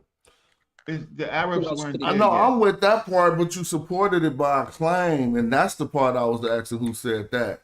Who said that the early Arabs didn't have Neanderthal? I don't know how you doing that, Asar, because Arabs are human. How could it be anybody Hold up, else? Arabs are human, though. You do know that, right? What? Arabs are human. Everybody's human. We're talking about their first mix. Everybody, but everybody don't got the admixture that we're looking for, though. How are you trying to put Neanderthal in when we still talking about the two humans that mixed? Because Natufians don't have no Neanderthal DNA. You got to think about what you asked. Talking about the mixture they have. Well, hey man, can I share my screen real quick? How you showing Neanderthal when you talking about the mix they have without the Neanderthal? Let's go one at a time and make for a better show, especially at this age. And we got 82 people in the building, so I want all of y'all to be. You got it to where nobody can share their screen. I'm about to make it, but I want all of y'all to be heard, right? And so let's go one at a time. Let's go James, and it sounded like Asar was in the middle of something, and then Reggie. Let's go James, Asar, Reggie, and then if you want to say something, Neil, even though you haven't got your chance yet. What's up, Neil? Yeah, family. I just want to say I'm about to go wash it, but I wanted to say, man, everybody listening, this is a hot show. These brothers right here, I've been knowing over 10, 15 years, some of these brothers, and I hope you guys are safe and you guys are healthy and keep on progressing, family. Thanks for the well wishes. Stick around. We're going to hear from, who was that, James going or who was about to go? Yeah, I just shared my screen. So basically, we could just read this right here and just see what we think about this, right? So it says, our findings that at least Natufians had Y chromosomes of African origin. Let me stop right there. So just like you said, Reggie, right? They Y chromosomes are of African origin, so that means that they're Africans, right? Based on the Y chromosome. Suggested to us initially that the gene flow. That means that they are Africans outside in. Don't matter where you at. We Africans in America, but anyway, let's keep going. No. That's we're not Africans in America. James, no, we have lots of admixture in America. Maybe not you. You're saying that it mutated at that time and it became something different. Hold on, man. So y'all interrupting while I'm fixing to read. No, you're talking about political. Yeah, but let me just please. You're talking DNA. You're talking. Let's just refrain from saying anything until I read. That's a loaded. That's a loaded question. It don't make no sense. Go ahead. It don't make no sense. It says it's a rhetoric. Our findings that please stop doing the which means interrupting to try to keep me from proving my point. It says, our findings that at least Natufians had Y chromosomes of African origin suggested to us initially that the gene flow from Africa, which did not experience Neanderthal admixture, may have contributed basal Eurasian ancestry into the ancient Near East. Although the alternative scenario of this ancestry stems from earlier out of Africa migrations, and it has 100,000 years ago, cannot be rejected. However, Natufians do not have less Neanderthal ancestry or more basal ancestry than the Neolithic of Iran. Now, so you talking about Iran, right, Asar? It says, and so do not appear to be exceptional to either respect within the context of ancient Near East. The presence of basal Eurasian ancestry do not, it says, the presence of basal Eurasian ancestry, not only in the Neolithic Natufians from the Levant, but also of the upper Paleolithic and Mesolithic of Georgia, suggests that while this type of ancestry first appears in Europe with the early Neolithic, it was already preserved in the Near East before the advent of the Neolithic. Future studies of human remains from the Near East may determine how much early basal Eurasians were present there. Either they represent a population of African origins, or they lived in the Eurasia, but did not experience the Neanderthal admixture of either Eurasians and when the dilution of Neanderthal admixture first took place. Now, what do y'all think about this? I don't, This I think brings up that, what I said initially. I think that that's not, I am talking about this period of 15,000, right, to 11,000. I'm not talking about the period that you're talking about.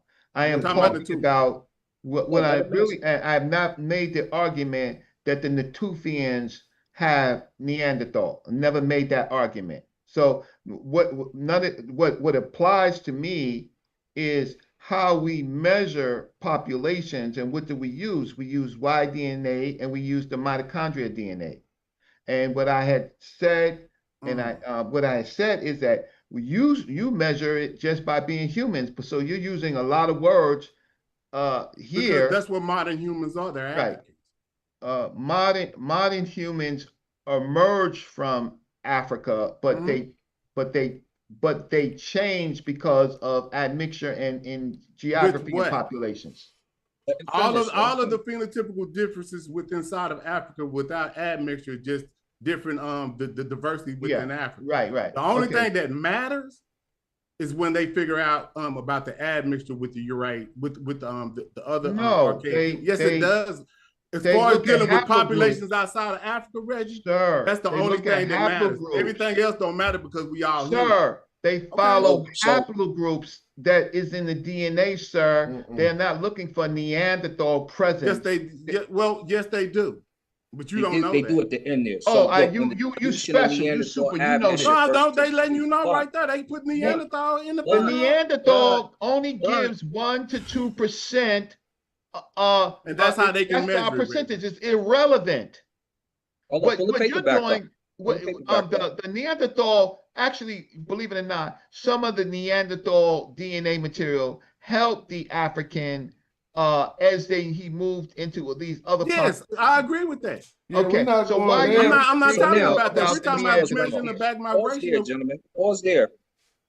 Gentlemen, pause there.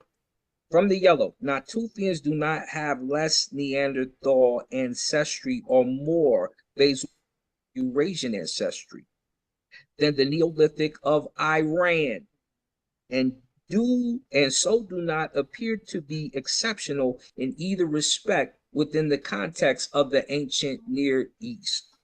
So they're saying they may not be a good proxy for that population, right? Exactly. So So like I said, the people they probably mixed with are those who were in Iran at that time. The first thing I asked you guys was, or the first thing I stated was, there are either Africans who went to Iran and mutated, or there are Africans who went to Iran and had sex with those people in that locality. No, but let me tell them, excuse me, let me interrupt right here. The reason why they bringing up the Iranian population, because they are the first they start to see the Neanderthal DNA coming back into Africa. Exactly. No, but see what I'm saying is before, but the Natufians don't exhibit it. Right. So they're Africans. Have a mixture. They're of modern the humans two, without but admixture. The early Iranians are dark skinned and black before they mutate. Yeah, they have very so little. Not all Iranians have it. They don't have more. They don't have less, which tells you who our cousins are next door, and tells you most of them early on probably didn't have it.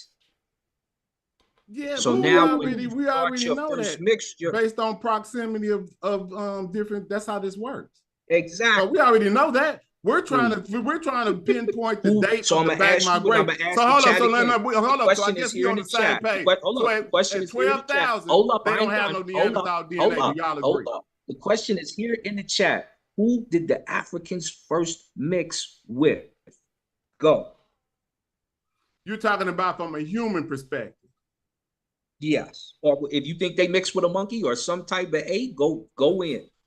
No, well, what I would say is, if you're asking me, I would say that because they took a southern trajectory, they show that they actually admixed with Denisovans first at 80,000 years in Eastern Asia, right?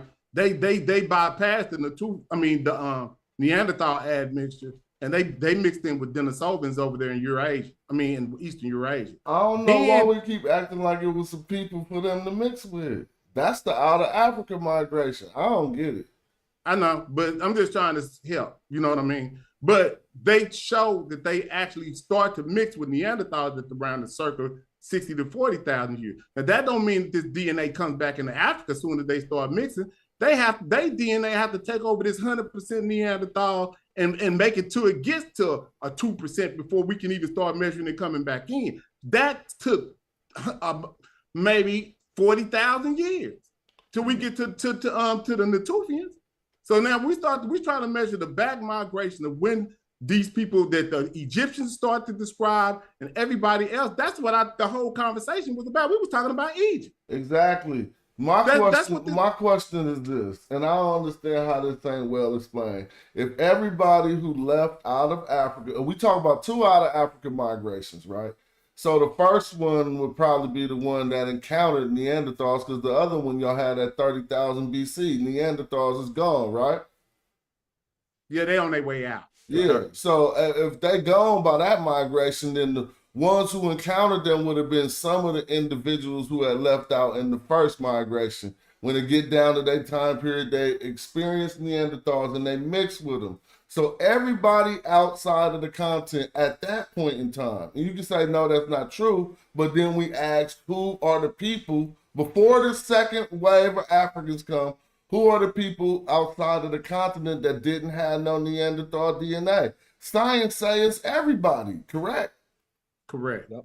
So then if the Natufians don't got that DNA, how are y'all arguing that they mixed with somebody else? I don't get it. I'm saying their early mixture with those who become basically Arab or Iranian or Persian at the time, they probably don't have it either. But that's that's contradicting science. Well, they do, but they have it at a very low. But they have it. Hold on, let me Persians, say something. Iranians, and everybody there. They do have the Iranians that's in the steppe at that time. They have it. They getting it from the Yamni that's coming in. The Yamni coach is gonna come in about 4. But all of this stuff is happening later. I know that's 4,000. That's 4,000 or 5,000 BCE. But what I'm saying is, all at the 12,000 mark. The people in Iran, they do show that they have a small, and I'm talking about a small amount of Neanderthal DNA, which would be basically how we look today. I mean, you know what I'm saying? Us as African Americans. They like, okay, but damn, you tripping on Neanderthal. I got Neanderthal DNA in me. Y'all see my picture right now. Y'all see what I look like. But to Sarah's point, though, the article we just read said the people in Iran had no less or no more than the Natufians, right? Yeah. So that would be for his argument that could be some other people who had not mixed with Neanderthals yet that the Natufians mixed with. Can I talk? Yes, sir. Okay, so I'll share my screen. But you sound kind of muffled though. Okay, I'll raise my voice. No problem. I just want to let me just see desktop number 2. Let's see. Okay, so let's share this. So my here goes share. Is it sharing? Yeah, no, not yet. Okay, great. It's about to. There it goes. Okay. Where's this from? So my whole point of it is populations that the Natufians mixed with. So we are a Natufian culture. Everybody agree with that? Mm-hmm. Everybody agree with that? Right. Okay. So it's a culture, yes. Right? It's a culture. So who did they mix with, right? There are people in that area. Let me just see. Okay, genetics. Strange word seems to be on this channel. Ancient DNA analysis of Natufian skeletal remains found that the Natufian ancestry could be modeled, right, as a mix of 50% basal Eurasian, right? But this basal Eurasian that they're talking about is the Africans that left that would become the base of basal Eurasians, and 50% from the West Eurasian unknown hunter-gatherers population, which related to the Western hunter group of Mesolithic Europe, right? Modeled the amount of basal Eurasian ancestry among the Natufians as 50%, with the remainder being the West Eurasian sources. So these populations of people which they want to call the Basal Eurasian, which is African groups that left from the Sahara and other places into this area, admixed with this group of people that Asar and Ka was talking about, right? So these groups of people were not the only groups of people in the region, they mixed with it. How we understand this stuff is that we start looking at genetic signatures. So we're more specific than just saying they were modern humans, because the only thing that's left on the planet is modern humans.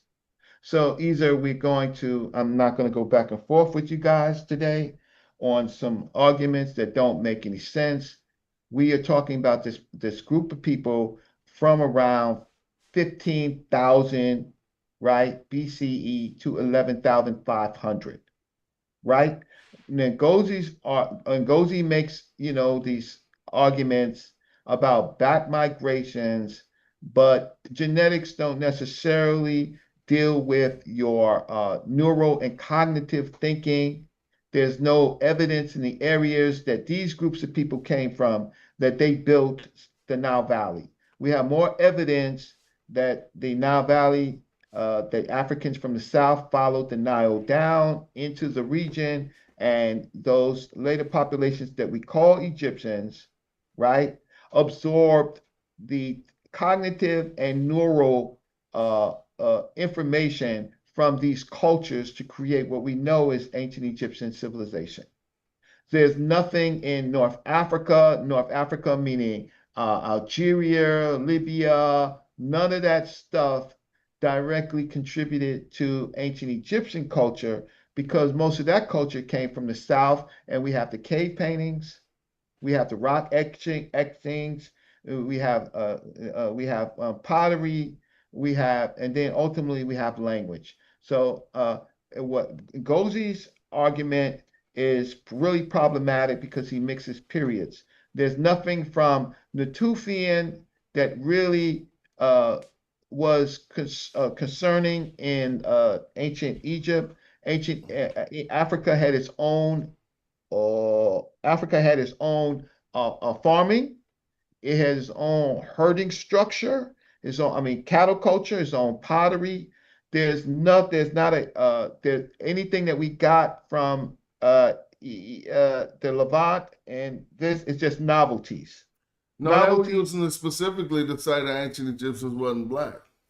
Right. So that's what they do. But Ngozi, with the preponderance of information, he's arguing it all falls apart because we don't see the absorption of anything from these regions largely into the foundations of pre-dynastic culture. As a matter of fact, we see the pre-dynastic culture fighting the Libyans and the North Africans.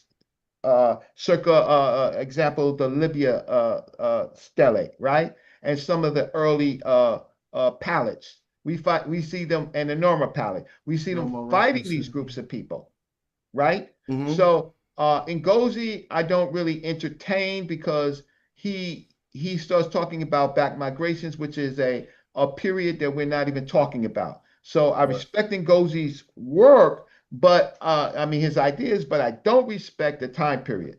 I'm specific to time periods. So we're off fighting on a tangent of all I wanted to say to my brother James, Pan-African James, who is my brother, is that these groups of people, the Eurasians and stuff, they're no less human. They're part of what you call modern humans.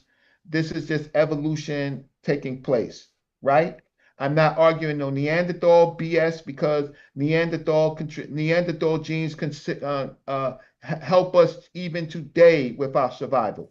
No, right? You messing that up, man. Keep going though. No, okay. Of course they help us with our survival, but James wasn't condescending on that. He was pointing out how they used Neanderthal DNA to measure back migrations into Africa. That's right. Okay, well, I think that you were saying something that James is not. That's exactly what I was saying. He nailed it. If he was diving in the pool and didn't want him to leave a splash, he didn't leave no splash when he landed in the pool. Trust. I don't understand that. That's some Texas stuff. You know what I'm talking about, the Olympics. I'm from New York. When they dive off the board and try to leave as less fast as possible. Okay, you're belly flopping. He got a 10 out of 10 out of all the judges in my book. Okay, no, you're trying to survive on some of the things that he said what I said. I was saying what I they got don't to measure. That ain't what I'm They're saying. not measuring Neanderthal nothing when it comes to ancient Egypt. You're making that up. Back migrations in the No, Africa. they're measuring populations that they say from the Levant and from North Africa that contributed to ancient Egypt. They're looking at populations, and no one's talking about no Neanderthal BS inside ancient Egypt. That's why they use Mota. Do you know who Mota is, Reggie? Say something so we can add. Why you're belly flopping is because the DNA hadn't been sequenced when they made these conversations in the 1800s and 1900s. The DNA hadn't been sequenced, so they were looking at populations. Let's hear from Asar. So Saber, James, Smash, and everybody on the panel, that good guy. And there's one thing we need to bring up, and we also, this will help the chat as well, because they're saying white skin appeared at 3,000 years. When the mixture happened, according to science, it's 80,000. When white skin comes into existence, it's 50 to 20,000. Hold on, let's go slow. I'm trying to understand what happened at 80,000.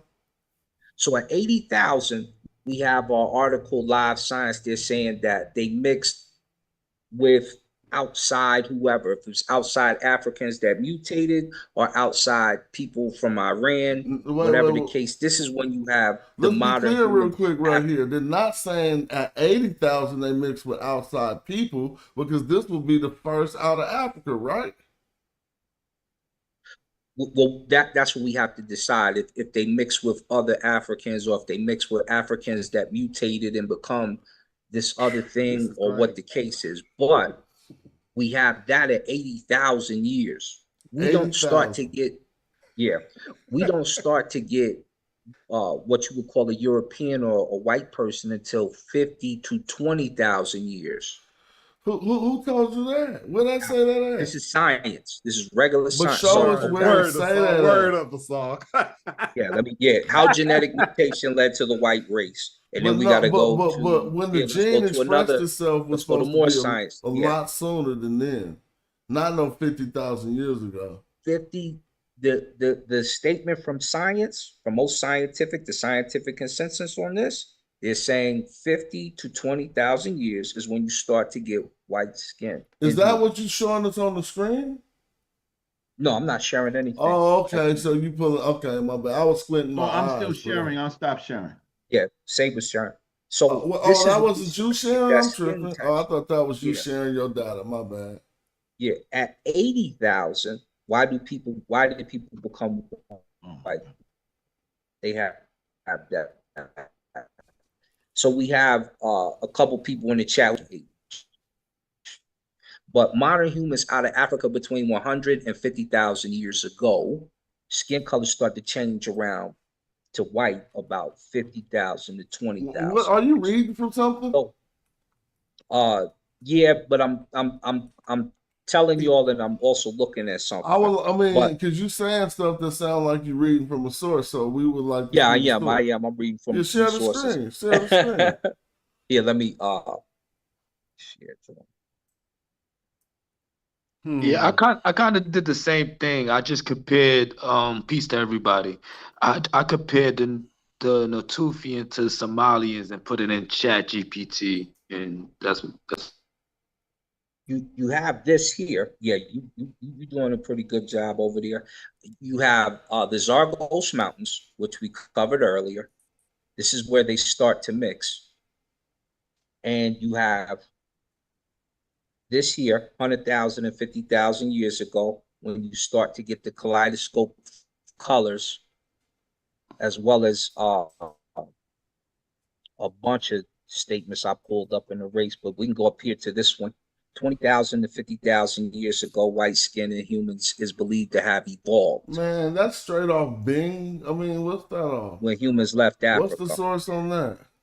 This one is one, but I went through about 6 of them. Okay, cool. Right. Yeah, this is probably right here from Thought Code. So I ain't Thought never heard Code none of says that. this. Just look at not so black and white, right? But when we was here, we're live science, and then we can also go into some scientific journals. We ain't gotta do all that. What we're looking at, if that's the case, then when they were mixing at 80,000 years, which is before white skin or Neanderthal might have mixed in, then you're basically looking at black folk mixing with black folk that have either mutated. Man, you was out of control. Yeah, you making stuff up, bro. You just making stuff up. That's not making up. That's facts. That's a and done it say right deal. here, No, humans bro. come in a rainbow of Stop hues from dark chocolate browns to nearly translucent whites. No. This full kaleidoscope of skin colors was a relatively recent evolutionary development. According to biologists occurring alongside the migration of modern humans out of Africa between 100 and 50,000 years ago. The consensus among scientists has always been that lower levels of vitamin D at higher latitudes where the sun is less intense caused the lightning effect when modern humans who began darker skinned first migrated north. So this is the scientific fact, not the guesswork. So we got to start looking at the science and doing the science. When we look at it, I don't think that's what's happening, here. Bro. Well, here to tell you, new ecological models suggest Neanderthals and modern humans interbreed in the Zagros Mountains, that's Iran, and what is now Iran, before going their separate don't mean ways. that people observing that new model, bro. Like he just what telling I'm you asking, about somebody new model. No, what I'm asking is, do they have DNA evidence to show the admixture 80? I mean, that's how you do this. You can't just suggest something. Where does this show? Where does this show the DNA at 80,000 with modern humans mixing with Neanderthal? Because from the latest papers that I had, they actually moved it back from 60 to 40. So they going the other way. And they saying that the humans that went out, they took a southern trajectory, and the first that they ran into was the Denisovans at 80,000 in Eastern Eurasia. So I don't know what this is, but this ain't So no you paper. still got 80,000. But I ain't saying that it could. Maybe they got You got 80,000. Anything else is speculation. Yeah. No, what I'm saying is they don't have any evidence. No primary. And this is what I'm saying. I'm sorry. What I'm saying is, from what I know, they don't have any DNA evidence of Neanderthal admixture at 100,000 years ago. Okay, that's what I'm saying. But they do have it. It said 80,000. This is the outer. Well, they don't have, from what I understand, they don't have it at 80,000. And if you do have some DNA at 80,000, that's what you got to present. That's how it works. They have to present the evidence. They can't just suggest that that's what's going on. They got to either show you some genes, the SLC genes that's at an earlier age or something. In the mountains 80,000 years ago. So you would have to be better than Christina Kilgrove. No, I'm just asking for the evidence, bro. I mean, you ain't got to get mad. I mean, it ain't that. Yeah, you show me the evidence where she showed that. So we can look her up. That's how you do Watch that. this. We'll look her up. No, I'm just saying, evidence otherwise. She's the scientist. You read the paper, and then it'll show you where the evidence for the admixture is. That's how you do it. I mean, just reading this ain't no good. Well, but just show the admixture. Can I? But she's 2024. She's the scientist. You're not. You're doing more guesswork than actual No, work. I'm not. She's I'm not saying doing anything. I'm just asking for the evidence. I'm gonna close out because I have to go to another. It was been fun. So I'm just gonna close out. So the Natufians are so African and so black, right? And I'm telling you, in those areas, there were other populations. But if we look at, move this out the way. So if we look at what the Natufian populations contributed, right? So we see the way Anatolian Neolithical farmer, right? They become the Greek Minoans. They become the Greek Peloponnesia. They become the Greek Manica. They become the Greek Minoan. These two groups of Minoans. They become the Greek Middle Minoans. They become all of these populations right? Then there is the Levant Israel Natufian. This is the Anatolian farmer, which I said there were other groups in that area, right? Called the Anatolian farmer, right? They were groups, they either inherited technology, because the Natufians is nothing really but a culture. Then there's the Levant Israel Natufians. They contribute to these populations. There's the Iran Neolithic farmer, right? Which Assar was talking about. They contribute to these populations. All of these groups of people contribute to these populations. If they were so black, right? Well, the black, if you want to play skin games, vanish. What you have left is DNA signatures. I am not arguing, stop sharing. Reg is not, Reggie, brother Reggie, is saying that when we're discussing Netufia and Egypt, we should not be discussing it, right? That is old scientific racism, where they want to do the Fertile Crescent, and they want to bring in those type of things into Egypt as kind of a means and a method, because they didn't understand, they didn't have access to the new findings, and they refused to look at sub-Saharan Africa. So that was their explanation, right? Now we know that sub-Saharan populations, that the Nile carried, the Nile and the Wadis and the Yellow Nile, they carried sub-Saharan populations into Egypt, right?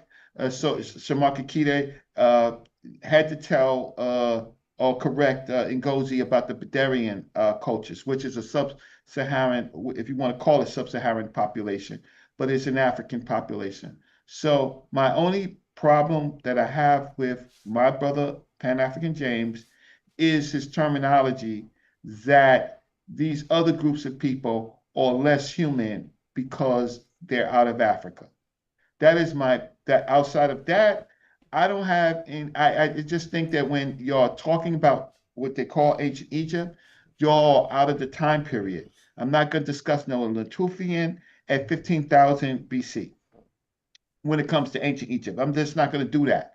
It doesn't make any sense. 15,000? No, hold on. Assar said that was around at 1500 BC. Well, who was around in 1500? The Natufians. 1500 BC, what? Assar said they were around. No, these are descendants of the Natufians. Assar. Huh? I asked you earlier, was you mistaken when you said the Natufians were around at 1500 BC? 15,000. Yeah. 11,000. So that point is mute. So with that said, I think when you asked me, I said 15, and you probably was thinking 1,500. I reiterated, but it's true. You said you meant 15,000. It's all good. So in Ngozi, because before that I said 15 to 11,000. Remember, I was arguing with them in the chat about it. They was like, "What you mean 15,000?" I was like, "It's 15,000." All right, so can the I'm closing. Used in the argument to discredit Black Egypt? I'm closing. So Ngozi's points about ancient Egypt, to me, has always been out of the time period. Back migrations is not even relevant when it comes into this area when we're talking about pre-dynastic Egypt. And then even when there's back migrations, then they're absorbed into the African culture and they add mix over while back into Africa. So these little genes, they don't make brains, they don't make culture, they don't make anything. They just exist in the human personality. So to create an Asiatic pattern or model is really irrelevant when it comes to the Nile Valley Africans, because they say where they come from, and in their history, they shows you who they trade with. The only big population that we have that we can say is North African is when it comes to ancient Egypt, is what you call the Rakit populations, the Channel groups of people, which later become like the Libyan populations, right? But the Tamayo populations are more Western Desert and Southern. So with that, I'm just trying to say is most of these arguments are silly. They're out of time periods when it comes to ancient Egypt. And we allow all of this stuff without putting up borders. If you're going to talk about pre-dynastic period, talk about the Bedouin, talk about Nakata 1, 2, and 3. And then even with that, they didn't start writing until the Ciala Stela, where they have Taseti. Taseti is probably the first written name of a geographical, and it's in the South. Then, no one has anything earlier than Taseti. No writing. Taseti, if they say that means the land of the bull, Taseti, and they show it on the Siali palette, then that's the earliest writing. That's before Abydos. That's it. It came from the South. So hold on, Reggie. Is rock art writing? Who? Rock art. He's talking about writing like language. Rock art is not writing. It's but hold on, I'm asking you this question because me and your good brother Joey over there to the right had a conversation, and he said that rock art was writing. So I just wanted to get you on record. I want to hear from Joey and Peter Bag. Yeah, go ahead. Okay. So Reg is going to close out. I'll have to listen to you. So hey, Reggie, don't take this personal, bro. I mean, I love you. We brothers. We're going to have a little spat every once in a while, but you wrong. But anyway, love you. Now, see, there's nothing that I said that I am wrong about, young fella, right? So I try to be polite and don't try to do name calling and nothing like that. But young fella, when you're messing with me, you better write something and research something. You better write it down on paper, sir. You can't just point. I actually write. And when I write, my writing is permanent. So find in my writing where I am wrong. I ain't talking about that. I'm talking about in this particular Okay, you wrong. Pan-African James, if that's the way you want to win, look, then in your mind, you won. You can be 100% on your side. You really did say 1,500, bro, because I asked you. You want to dismiss everything that I said and walk out and say I won. Okay. No, but you was wrong, though. But it's all good, Reggie. You the chief scholar around here. In the big leagues, come back and do a show. Let's hear from Peter Bag Juice or Joey. The show. In the big leagues, Pan-African James. You need me to help you with genetics. You're not talking to no expert. I'm not. Listen, I'm trying to help you with genetics. That's it. I ain't gonna let you go. They're all human. You already messed up. I ain't gonna let you go Good day. around. Good day, family. We'll be arguing all day. Bye. Hotel. You don't remember you actually? You was just misspeaking the song. You wasn't. I think you was meaning 15,000. So I said, that's what I said. That's what I was. But you had said 1,500. But it's all good. Everybody heard it. But you don't listen to the show and hear it again like they right. What's up with Bad Juice and Joey? I got Macy quote here. She was like 15 to 11,000. You tripping? And I'm like, nah. But that's her quote here that I put here, and it's the quote up top. When you go up top, you can see her saying. It's all good. We talking about what you said on the show, but it's all good. Yeah, this is what she talking about too. What I said. Oh, you gonna make me rewind? We got her in there quoting what I said. Yeah, directly. I'm gonna rewind it because you standing too strong that you didn't say 15,000. Let me rewind it. Go ahead, y'all. What's up?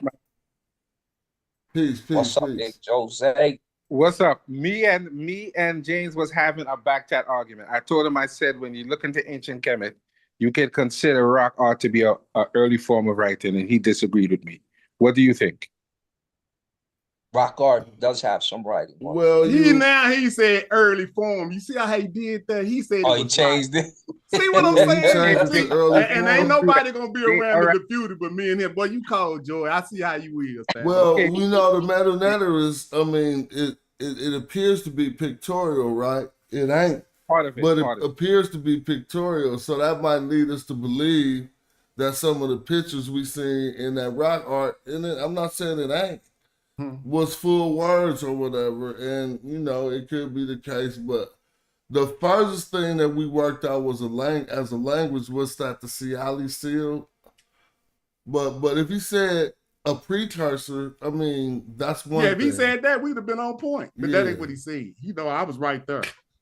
But anyway, go ahead, Joy. That's how you try it. That is what I said.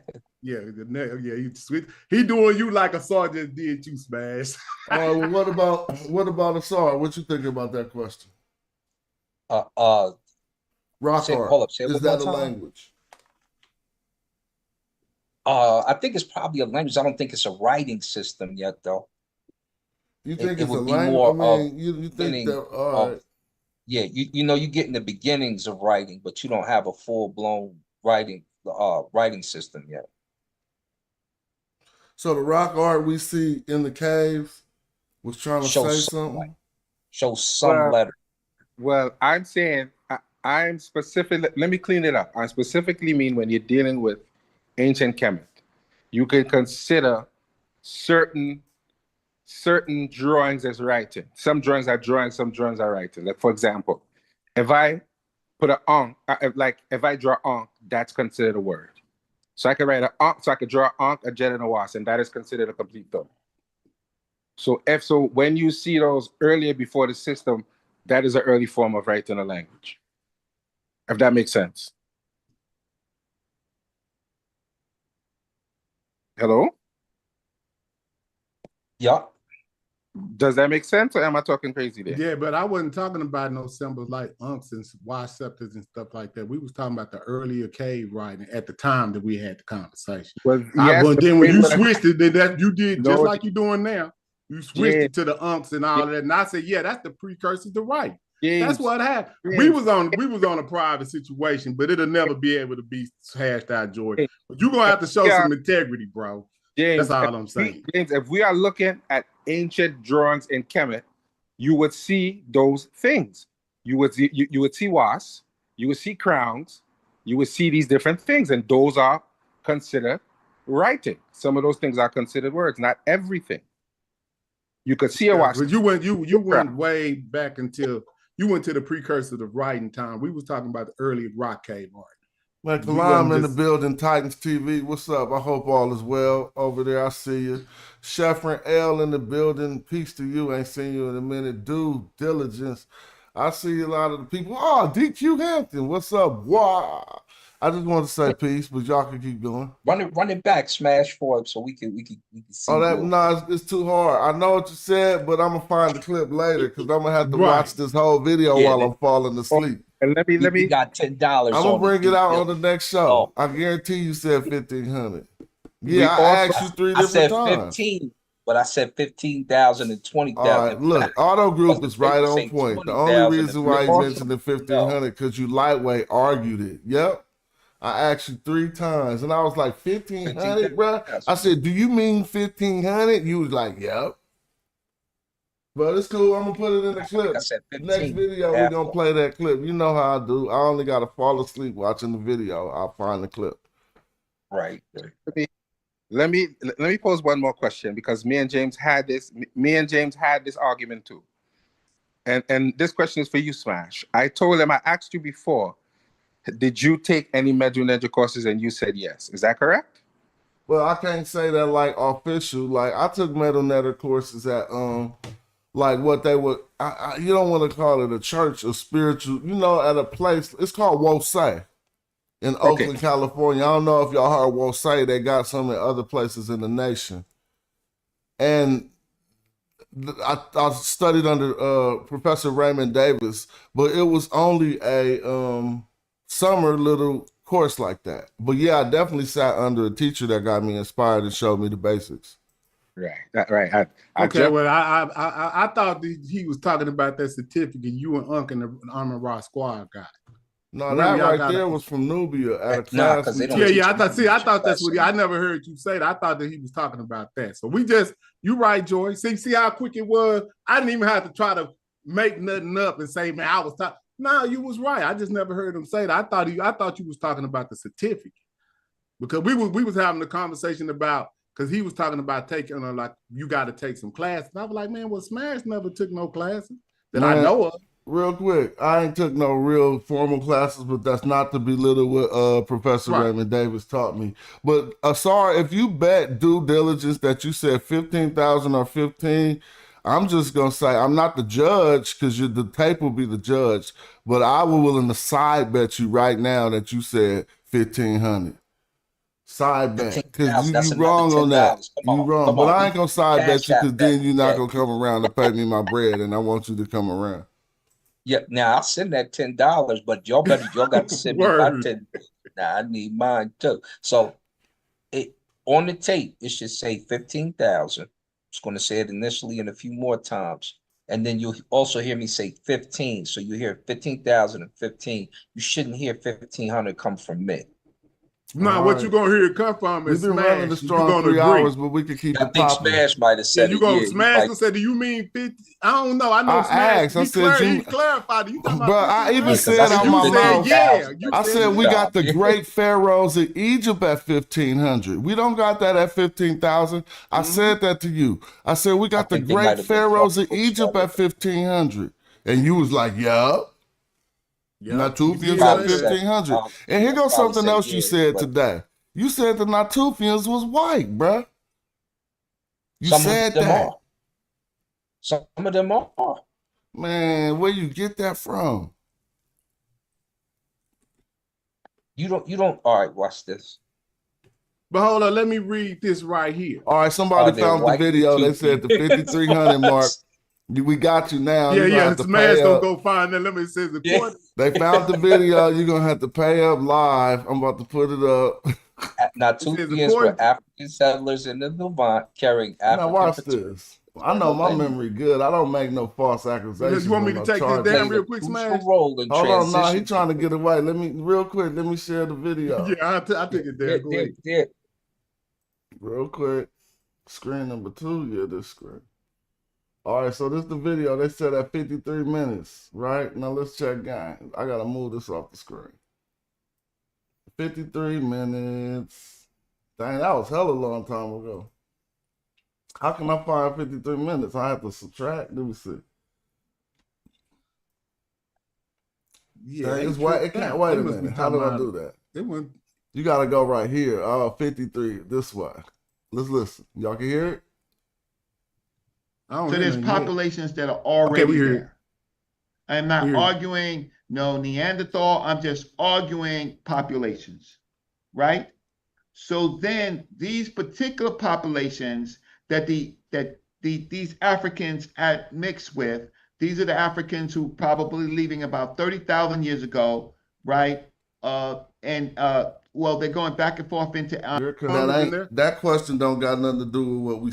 No one said Neolithic is a time period that would engage the whole world, right? So in this area, I'm talking about the Neolithic farmer. The Neolithic farmers in the Levant would be Natufians. They're the only ones. The only ones I know Well, about. Tell me about the other ones. But now they became, so they were hunter-gatherers, but they became, that was 5,300 farmers, right? Am I wrong? You tell me if I'm wrong. Right. So we have groups of people. Let's go back. But now they became, so they were hunter-gatherers, but they became farmers, right? Am I wrong? You tell me if I'm wrong. Right. This live source probably 53 minutes, we have not we 53 have minute groups mark. of people that become farmers, right? Yeah, I'm at we the have 53 groups of people minutes that back. become farmers, and they call they're calling this settlement, this culture, Natufians, right? But they're not the only population of humans in this area. Of course, it can't be, because we can look at the settlements of Göbekli Tepe, right? Which is early with Göbekli Tepe, right? So then we have groups of people. The video went on longer. So now it's not 53 minutes back. Now it's like 56 minutes back because the video went on longer. Africans mixed with, these are the Africans who probably leaving about 30,000 years ago, right? Well, they're going back and forth into this area, right? They are admixing with populations of humans of themselves, Homo sapiens sapiens, but other populations who have left out of Africa. They develop their own paternal and maternal signatures. Okay. Do you got them at 1500 BC too? And as white people, like Asar just said? See, 1500. So I gotta go back. Here about 8500 BC. Here you go, listen. DNA starts to mutate. Here you go. Have some type of mixture with Neanderthals. Okay. But the Natufians don't. Right. Peace, social. I see social in the building. So if the Natufians don't, what is the argument concerning Natufians and the blackness of the ancient Egyptians? The Natufians who are Arab to white. They want to call them Eurasian or whatever the case. Natufians are Arab to white. They're Eurasian and they're also African. I thought we just that just contradicted everything we just worked on right now. No, because I haven't finished. So you also have Nubian. I'm on two hypes right now. Tell me I'm on the wrong microphone this whole show, man. This make me hella mad. I stopped it. We got you a star, so you're getting the break because it sound like my thing. Yeah, what happened? Yeah, just cut off. No, I cut it off. My bad. Smash, what's going on? Here you go. Being Natufians, which I mentioned But earlier. he pushed pause or something. He started must have out. pushed pause. So our early people who leave out. Okay, there you go. Are African. You just said the Natufians are white, bro. Early, yeah, there are some Natufians that are white. We can't deny that. You outside your time period. The time period they became, I don't know what time they became white. We know that they was gone at 8500 BC. 8500 BC, we've got white Natufians at that time. They gone by that time. Because 15. They was to 9500. Yeah, 1500 is when the Natufians culture time frame starts. Hold on, 1500. Now let's listen. Y'all heard $15. We said immediately. so let's keep listening. Let's keep listening because I questioned you on this 3 times or so. We over here listening, like, what's going on? Hold on, no, they can't hear me. Said 15, and I said 15,000 initially. Yeah, I questioned you on it 3 times. Listen, 1500. Yeah, 1500 BC. Do you mean 1500 when you say the Natufians started, bro? I asked you, do you mean 1500? Yeah, and I meant 15,000. Yeah, I'm asking you like I know you're making a mistake. Before that, that's why. Now watch what you say though. Listen. Yeah. When the Natufians start to be called the time frame, yes, it's about 1500. What is he talking about? Yeah. Now we can stop right there. So now people feel me when I be like, what is he talking about? Yeah. But that's because you said 1500 and now I've been saying 15,000 early. No, you said 1500. You said 1500 and I questioned Smash you. Was like, what are you saying? Yeah, you keep on messing this like, up. What the fuck? Yeah, he trying to straighten you out. You led with that. 15,000. Yeah, you led with the 15. Due diligence, what's your sorry cash out? Yeah, you gotta hit him off with that cash out, bro. I need to be paid. Go and get a nice coffee or something. Get you a coffee or ice cream, something. $10. But this stuff is so easy, and I'll be amazed. Anyway, so everybody sent $5 to Smash anyway, because we putting on. Oh yeah, I could get that nice, orange juice or something. I like orange juice in the morning. One of y'all could buy me a carton of orange juice or something. Tall glass on that. Oh, somebody sent me a cash app a minute ago. I'm sorry for not acknowledging it. They was in the middle of a heated discussion. Let me look at the cash app. What's your cash app, John? I saw. Yo. I saw. Yo. I got a bone to pick with you, I saw. Here we go. Joey versus Sar. Let's go. I'm putting that in front of everybody. We were supposed to do a show a long time ago. I ain't hear from you, brother. We what? Well, I mentioned when we were supposed to do it, but you called me like the Thursday after. Then I got kind of crazy. But yeah, we're gonna do it. We definitely probably matter of fact this week. All right, because I remember we had. I just put my truck in position over here. I'm about to go grab another. All right, because got time, bud. Let's get it on. I'm waiting on you. I'm waiting for Smash to agree to jump into. And we need to go on Kalam show. Ankh Menu Sabenu, my man. Ankh Menu Sabenu wanna I read some more of the papyrus of Anui because I realized the name is Anui and not Ani on my platform. So you had to go back and check it out and see. I wanted to read the Medu Necha, but they told me I had to slow down on that, so I'm slowing down on that. So I was just reading. Yeah, it's one thing to read Medu Necha when we breaking something down. It's another thing for just basic understanding when you're talking to people, and sometimes you have to remove you know, certain things so that you can talk to them in ways that they understand it. So medu nature is necessary a lot, but sometimes you have to break stuff down so it's bite size for people. But I saw they told me in the back chat I need to slow down. So that's what I'm saying. You need to break it down so it's bite size. I think they was talking about teaching. No. My big brother in the back chat was like, listen, you need to slow down with the medu nature because you're speeding. Jump out the window. But slow down don't mean stop. It just means slow down and absorb it. It can't go with everything, right? If we're talking if we're talking DNA and you want us to use medu nature words to describe the DNA, you're gonna lose the people who are listening because they don't all know medu nature. Sometimes you have to make stuff simple, just simplify. I saw you being nice. They told me, they said, listen, bro, you ain't proficient. Relax yourself. Go through the history. And then when you go through the history, when you finally take a class, you'll know better. That is what they told me. Because that's what big hope. When they see ready to jump out the window, they be like, nah, bro, we can't have you doing that because you're gonna embarrass yourself in public. So I'm slowing down on that. So when we get to do the show, you'll be able to go through it a little bit. Because I told them I was gonna slow down on the medu nature. Yeah, I mean, if you find what I'm saying in the TLA and you want to discuss it TLA wise, we can definitely do that though too. You know, but a lot of times they just need basic English. You know, because they don't speak medu nature. It'd be different if everybody was enrolled in SMASH or Raketi Ahmed or Dr.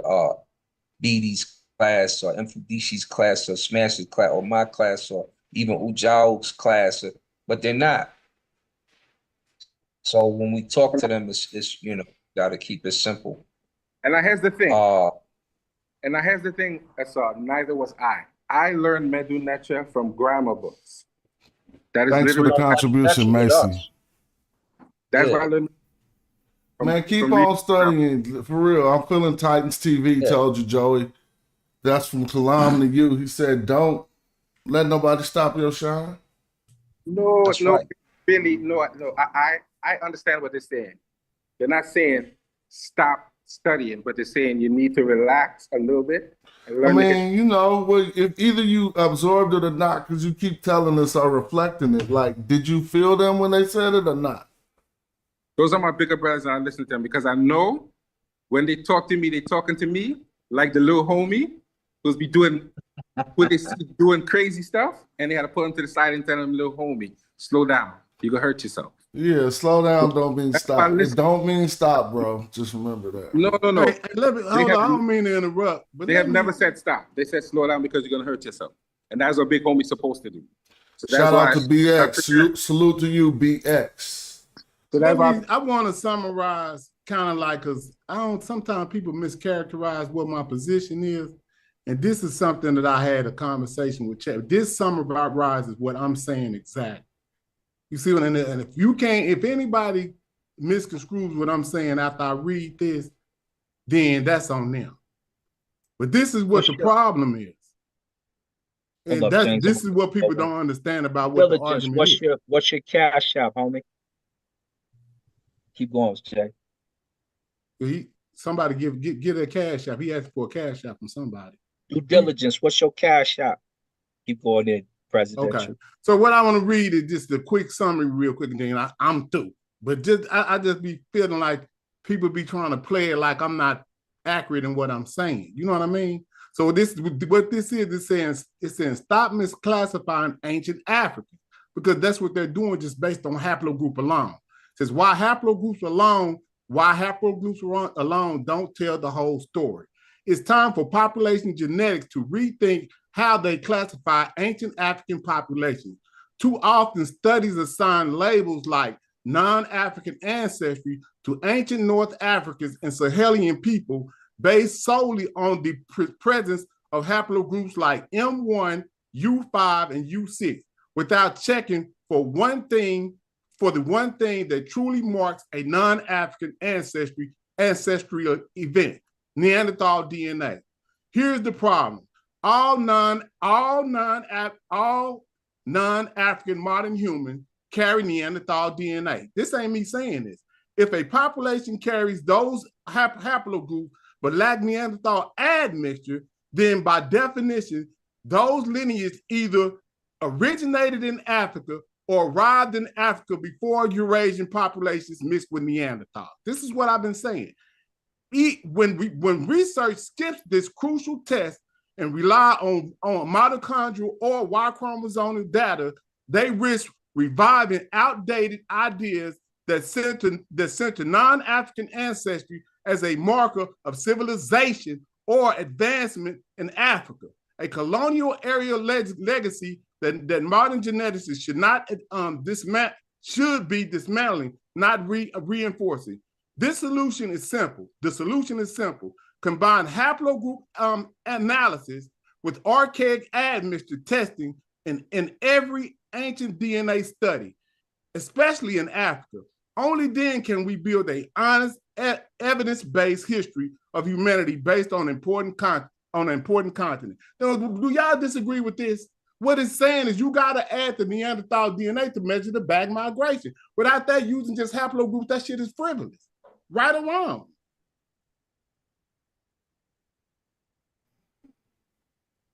I think you're right. Due diligence, he already, No, due diligence, he asked for your Cash App in the chat. He been asking for it while you was researching the video. I don't think you're wrong, James. I think it was well worded by ChatGPT. If that's what you had them do, word those thoughts. Mm-hmm.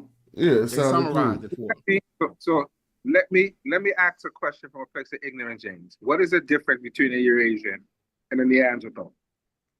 Eurasians are humans. Neanderthals aren't. Okay, so don't Neanderthals come from Eurasia? No. Well, they have a.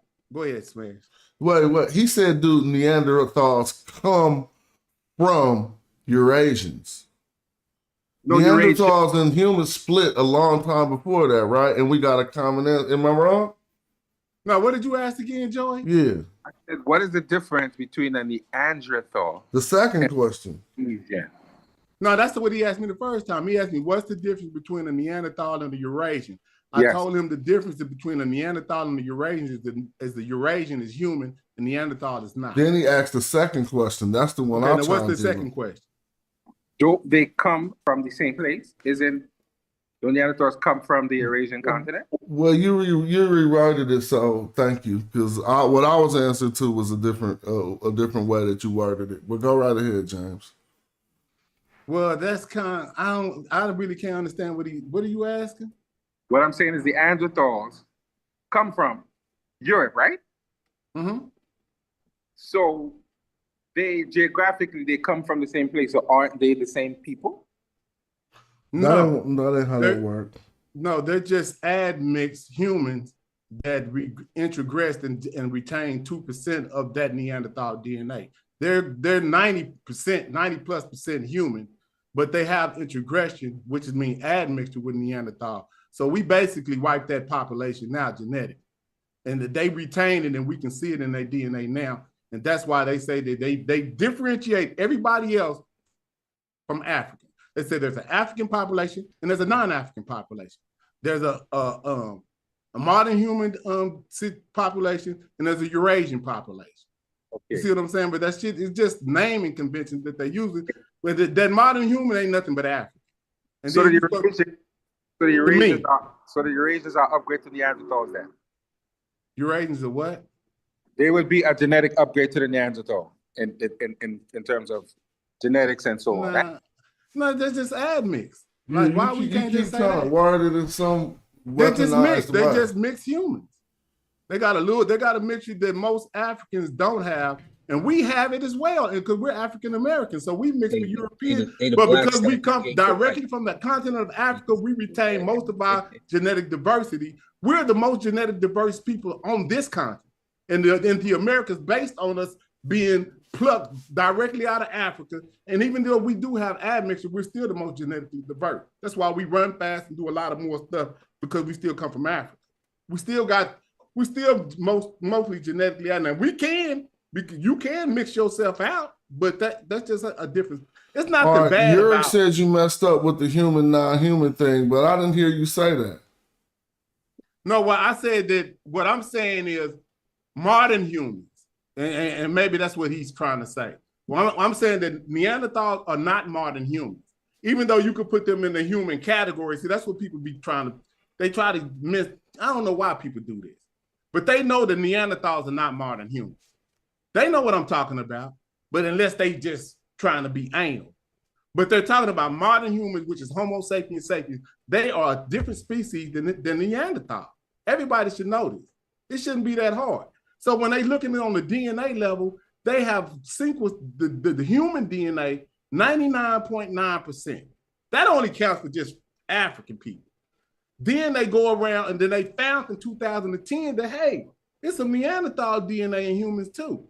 Then they changed it to where everybody ain't 99.9% the same no more. And see, Unc and them still believe that they are. And I can show you right now that they not. So it's just crazy, man. Some people claim scientific literacy, but they got outdated data and they try to demonize the people who are dealing with the information from a 2025 perspective. It's crazy. But what's up with Peter Bag Juice? He ain't saying nothing. He just chilling. He probably just listening at work or something, chilling. Right on. But you know, it's just like I be frustrated because I think that this is simple. And it's crazy. You get it. You know what I'm saying? But why don't they get it? Man, I'm talking to you, Smash. Like, I got to talk to somebody that's understanding what I'm under. Am I tripping? Nah. But James, you have to understand. Should it be this hard? Well, James, you have to understand, if you spend the amount of time studying what you're studying, everyone is not as well studied as you, like me. But I simplified it, though. I'm not, this ain't hard. It's like one, it's you add and subtracting between 1, 2, and 3. I ain't talking about a million. It's 3 populations that we dealing with. So how come y'all can't figure that out? But it's simple for you. It might be harder for someone like me. Okay. And the point that to understand.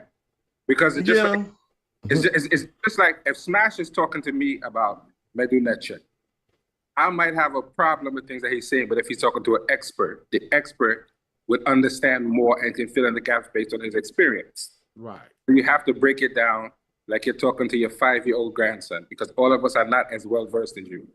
And some of us are just want to be ignorant and maintain a stupid ideology. And some of us like me just don't understand very well.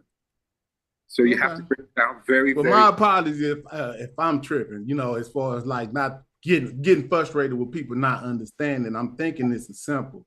Maybe it's more complex than I know. But I understand. That's crazy. I can understand what you're saying, because sometimes when I'm looking at certain things that people are breaking down in terms of Methodological, it seems pretty simple to me, but they make it so complicated because of their ideology and their belief that they want to mix it, as opposed to just simply translating what the text says.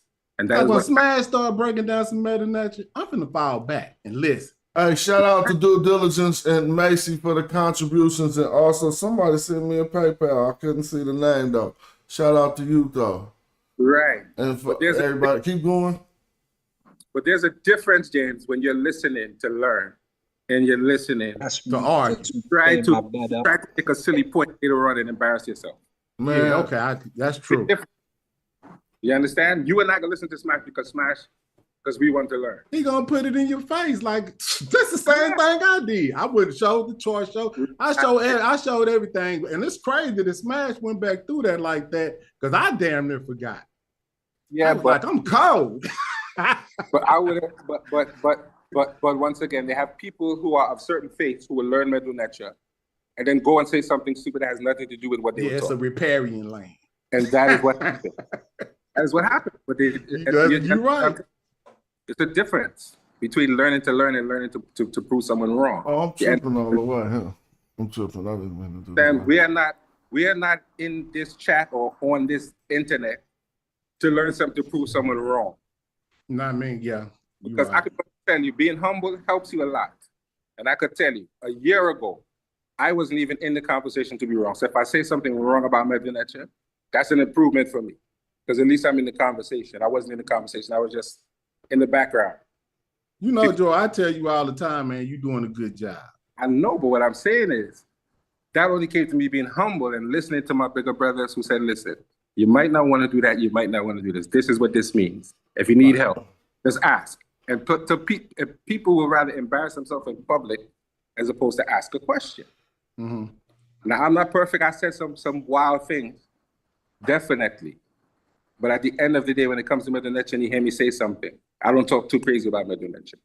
I don't do that because I generally want to know what I'm talking about. I don't want to be. I'm gonna fall back and listen to a Sauce, Smash, Reggie. I'm gonna fall all the way back when y'all start talking about that. And if it's a question I need to ask, I'm gonna ask. But other than that, because I'm trying to learn, I'm not trying to be the lead on something that I don't know nothing about. That's just when you have people who have to molest glyph, flip it on the side, smack it so, grease it up to get what they want to get, and people are encouraging that sort of foolishness. That's where the problem comes in. Because if it says what it says, you can't turn it on the side, smack it, or flip it, and rub it down to make it what you want it to me. It doesn't work that way. All right, that's cool, but we ain't gonna, come on now. Y'all gonna talk about that shit for hella long. I mean, I got your point, B. They told you to chill. Okay. I'm just saying, damn, you know, how long we gonna go on about that? Come on, let's just keep building. Right on. But yeah. So, like we stomped everything out, Smash. I smashed them out with the genetics, and you smashed them out with the text. You know what I'm saying? That's why the streets been kind of quiet. And now they trying to come around and act like that ain't what happened. Now they trying to act like they agree with Shamaka Kieta when he say that the Natufians was all Africans. I seen it. I didn't know if I was going crazy. No, they didn't understand what he said. Oh, is that Neanderthal James? Oh, Neanderthal James. Blah, blah, blah, blah. I said James like about 6 papers. I was like, say this, God damn it, they tripping. Jay got to digging and dugging on some other stuff and came back and smacked them. I'm about to make a smash burger, man. Smash burgers be hella good. What's the difference? You just smash them down a little thinner or something? Man, it'd be good. I mean, it'd be different. I trying to argue with researchers. You say you gonna make one though. You ain't I'm trying to learn how them places be so good when I go there. Yeah, man. That's what I'm saying. Cause I want to know how to make one. Better, dog. It's this one I had in Portland. So they smash it hella thin, and then they give you 2 patties instead of 1. But it'd be different though for some reason. It just tastes too good, dog. Yeah, but I just got juice, but I didn't want to throw us off though.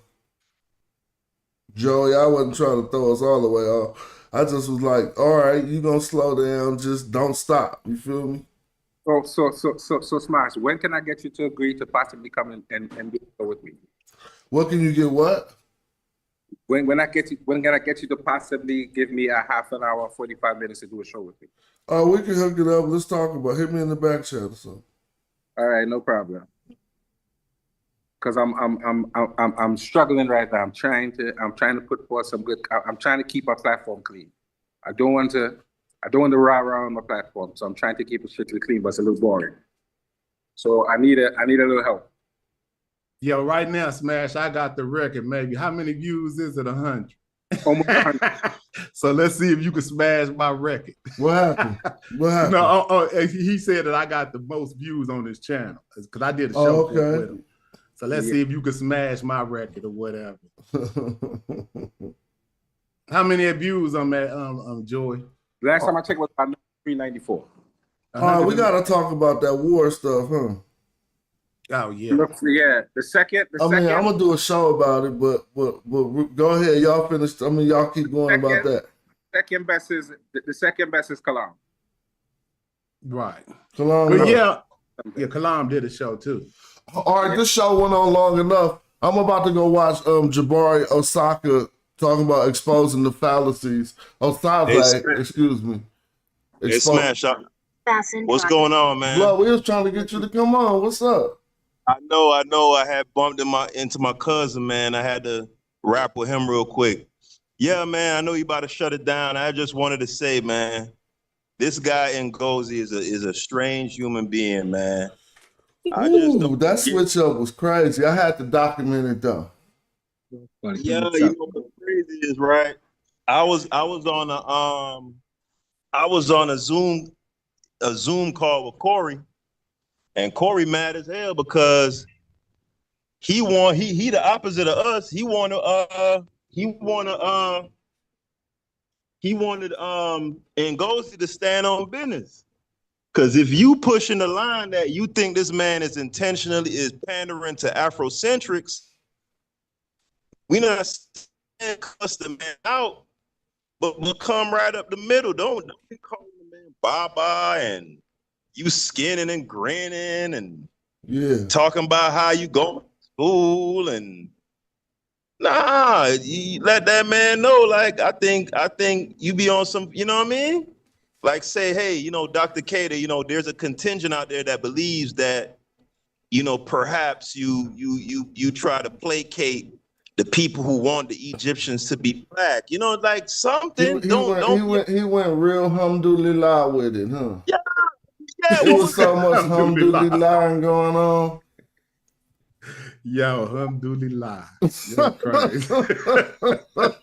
Boy, you something else. I mean, it was all kind of praise the Lord and I don't know what, but I just know that ain't necessarily necessary for you to get some information out of a scholar, right? Bruh. So that means you're doing some extra shit. Extra, bruh.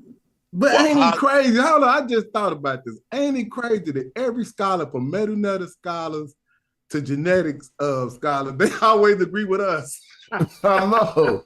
That's why I documented the show. It is crazy. Even if you hit them with alhamdulillah, they still gonna come back like, nah, they were straight Africans though. I don't see what the fight is from Ngozi. Like, why is you pushing this line? Like, I don't get what his incentive, you know, what his stake in the game, what his dog in the fight is, because, okay, this how you know people be arguing in bad faith, right? Mm-hmm. They'll tell you like, okay, they wasn't us. Okay, ain't nobody claiming they was us, right? Know. And then they hit you with the R2D2 shit, which I don't care for that. It's convoluted gobbledygook to me. You know what I'm saying? The L2 split from the B1 and the F2. Yo, Peter, only thing you gotta do is just know they human. The only thing, it don't even matter. As long as we know they humans, and then only thing we looking for is when that Neanderthal DNA get enough. When you can tell, when we see that, you keep saying no, they human, so you mean other than Neanderthal? And when you say they human, are you? Because some people think you got some theory that it's some people that we call humans. Listen, man, I'm trying to simplify.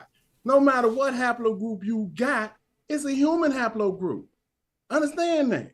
You see what I'm saying? That's how simple it is. It's human. Only thing no, but this is what I'm saying though. No, but James, check me out. This is what I'm saying though, right? If I say the Egyptians were black, right? Mm-hmm. The categories of black, white, mongoloid, and all of that stuff was around well before anybody ever thought of an L2, B2, E1, B1, or none of that stuff, right? Because when we was watching Martin back in the day, and Miss Trinidad came on there, ain't now one of us ever wondered, does she speak a Armatic language or a Cushitic language, and where on the phylogenetic tree she? No, when we say somebody is black, if I say I went to the bank and a black teller helped me, I'm talking about what the person looked like. Phenotype. Not no damn Cushitic and Afro-Asiatic and oh yeah, she's so if I show you Queen T, that's obviously a black. Well, her maternal DNA is K. Okay, who gives a fuck? What the fuck is that? You know what I'm saying? And it's but then when he found out Ramses, if you say, well, Ramses did paternal line was E1, B1, well, no. See, that doesn't mean anything.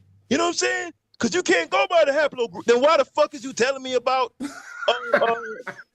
Queen T having K then. Mm-hmm. Well, it's different because it's the and the mitochondria is the powerhouse of the cell.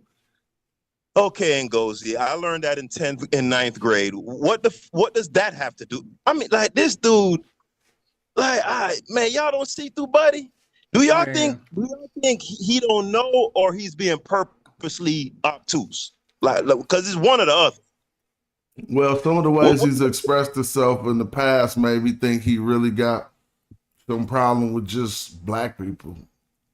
You could be black and have a problem with black people. Yeah. But the way he's expressed himself in the past, and then he makes sure he show that he's Arabized every time he can. He try to speak with little Arabic he know every time he can. It made me think he had some problem. I mean, that's just, I don't know if I felt that way, but he's probably watching or seeing this video or whatever. But it's not like no big charge. I just think that's his problem. You feel me? Like he don't want it. That's because he be saying shit like, "Dang, look like them Burner Boy ass nigga." You know what I'm saying? Yep. Like, what that mean? That what type of statement is that?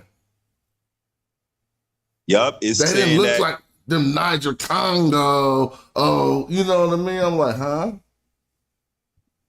Yeah, those are pejoratives, and they use them as pejoratives. It's not just him. If you talk to a lot of them, that's either Egyptian or in that area, because you have Lebanese people, they use the same. No, you're a Niger Congo, you're sub-Saharan, and you could hear it in their tone that they mean for it to be a pejorative. You could hear it. You know what I'm saying? You know what? This don't sound crazy, right? But I appreciate him, Ngozi, because he helped me to go back, all the way back, and prove that these people is Africans. Well, you gotta appreciate them in the same way that I appreciated Asar and Ujahu. Yeah, that's why I always say, man, I wouldn't know a lot of this stuff if I wasn't proving their ass wrong. That's where I'm at with this, man. I appreciate them boys crazy. Well, yeah, they'll make your ass go and do some study. For sure. Yeah, but all right, that's 3 hours and some. And so I want to save some space for maybe later or even go watch this Jabari. I seen Jabari was on Starnet. I'm going to tap into that. But I want to thank y'all for making this a good show. Good seeing you, James, and Peter Bagju. It's been a long time. The other night I was streaming, they just cut me off because one of them old videos showed a gun in it. And they tried to act like it was me showing the gun and not the video. And so then they had to go research my page and turn my live back on. But I was like, y'all tripping. They appealed it hella quick and said, we tripping. The AI thought that was you holding the strap. Wow. So, yeah, that's just craziness. But all right, peace, y'all. I'll holla at y'all. Peace. Peace. Yeah, that was a good show. I hope to do more good shows like this and even better in the near future. And, it just be time, summertime kick in. I'm spending a lot of time with my daughter right now. We've been fishing, doing a lot of those stuff. But shout out to y'all. Good seeing a lot of y'all around. I don't know why he thought he said 15 or 15,000. I knew for a fact he said 1,500. I was in my head. I asked 3 times, like, bro, you said 1,500? I be looking at the monitor, want to look at the screen. I mean, at the camera. I just hardly ever do. 1,500? Anyway. That was a good show. You're allowed to change your stance, but you should, be 100 with it. When you've been arguing for like a long time against some people saying they wrong, saying they were pseudo, and then you get a scholar in your face and you can't even maintain your stance. You can't even maintain the things you've been saying in front of people, but you switch up and now say that they all African because you're in front of the scholar who probably gonna beat the brakes off you if you don't say they're African, then that looks way crazy to us when we be watching. Shout out to Macy, Tony, Afro, Due Diligence, James, everybody in the building, Chef. I see y'all. I'm about to go kick it. Peace, peace, peace. Peace to the people. I'm about to go watch Sonetta as I make these smash burgers. Oh yeah, hit that Cash App. Look, Cash App and Smash Rock. Y'all go on and contribute to them little the family meal I'm about to cook. Go on and put it on Cash App one time, just like that. Gonna be generous and great. Oh, somebody just shot me a Cash App. Shout out to hold on, I gotta give these shout outs. Dwayne, E. Mitchell. Shout out to y'all. I appreciate y'all always, as always, y'all support that make it a good show. Peace. Oh, he finished the live? All right, I'm gonna go back and watch it anyway, because I ain't got nothing else to do.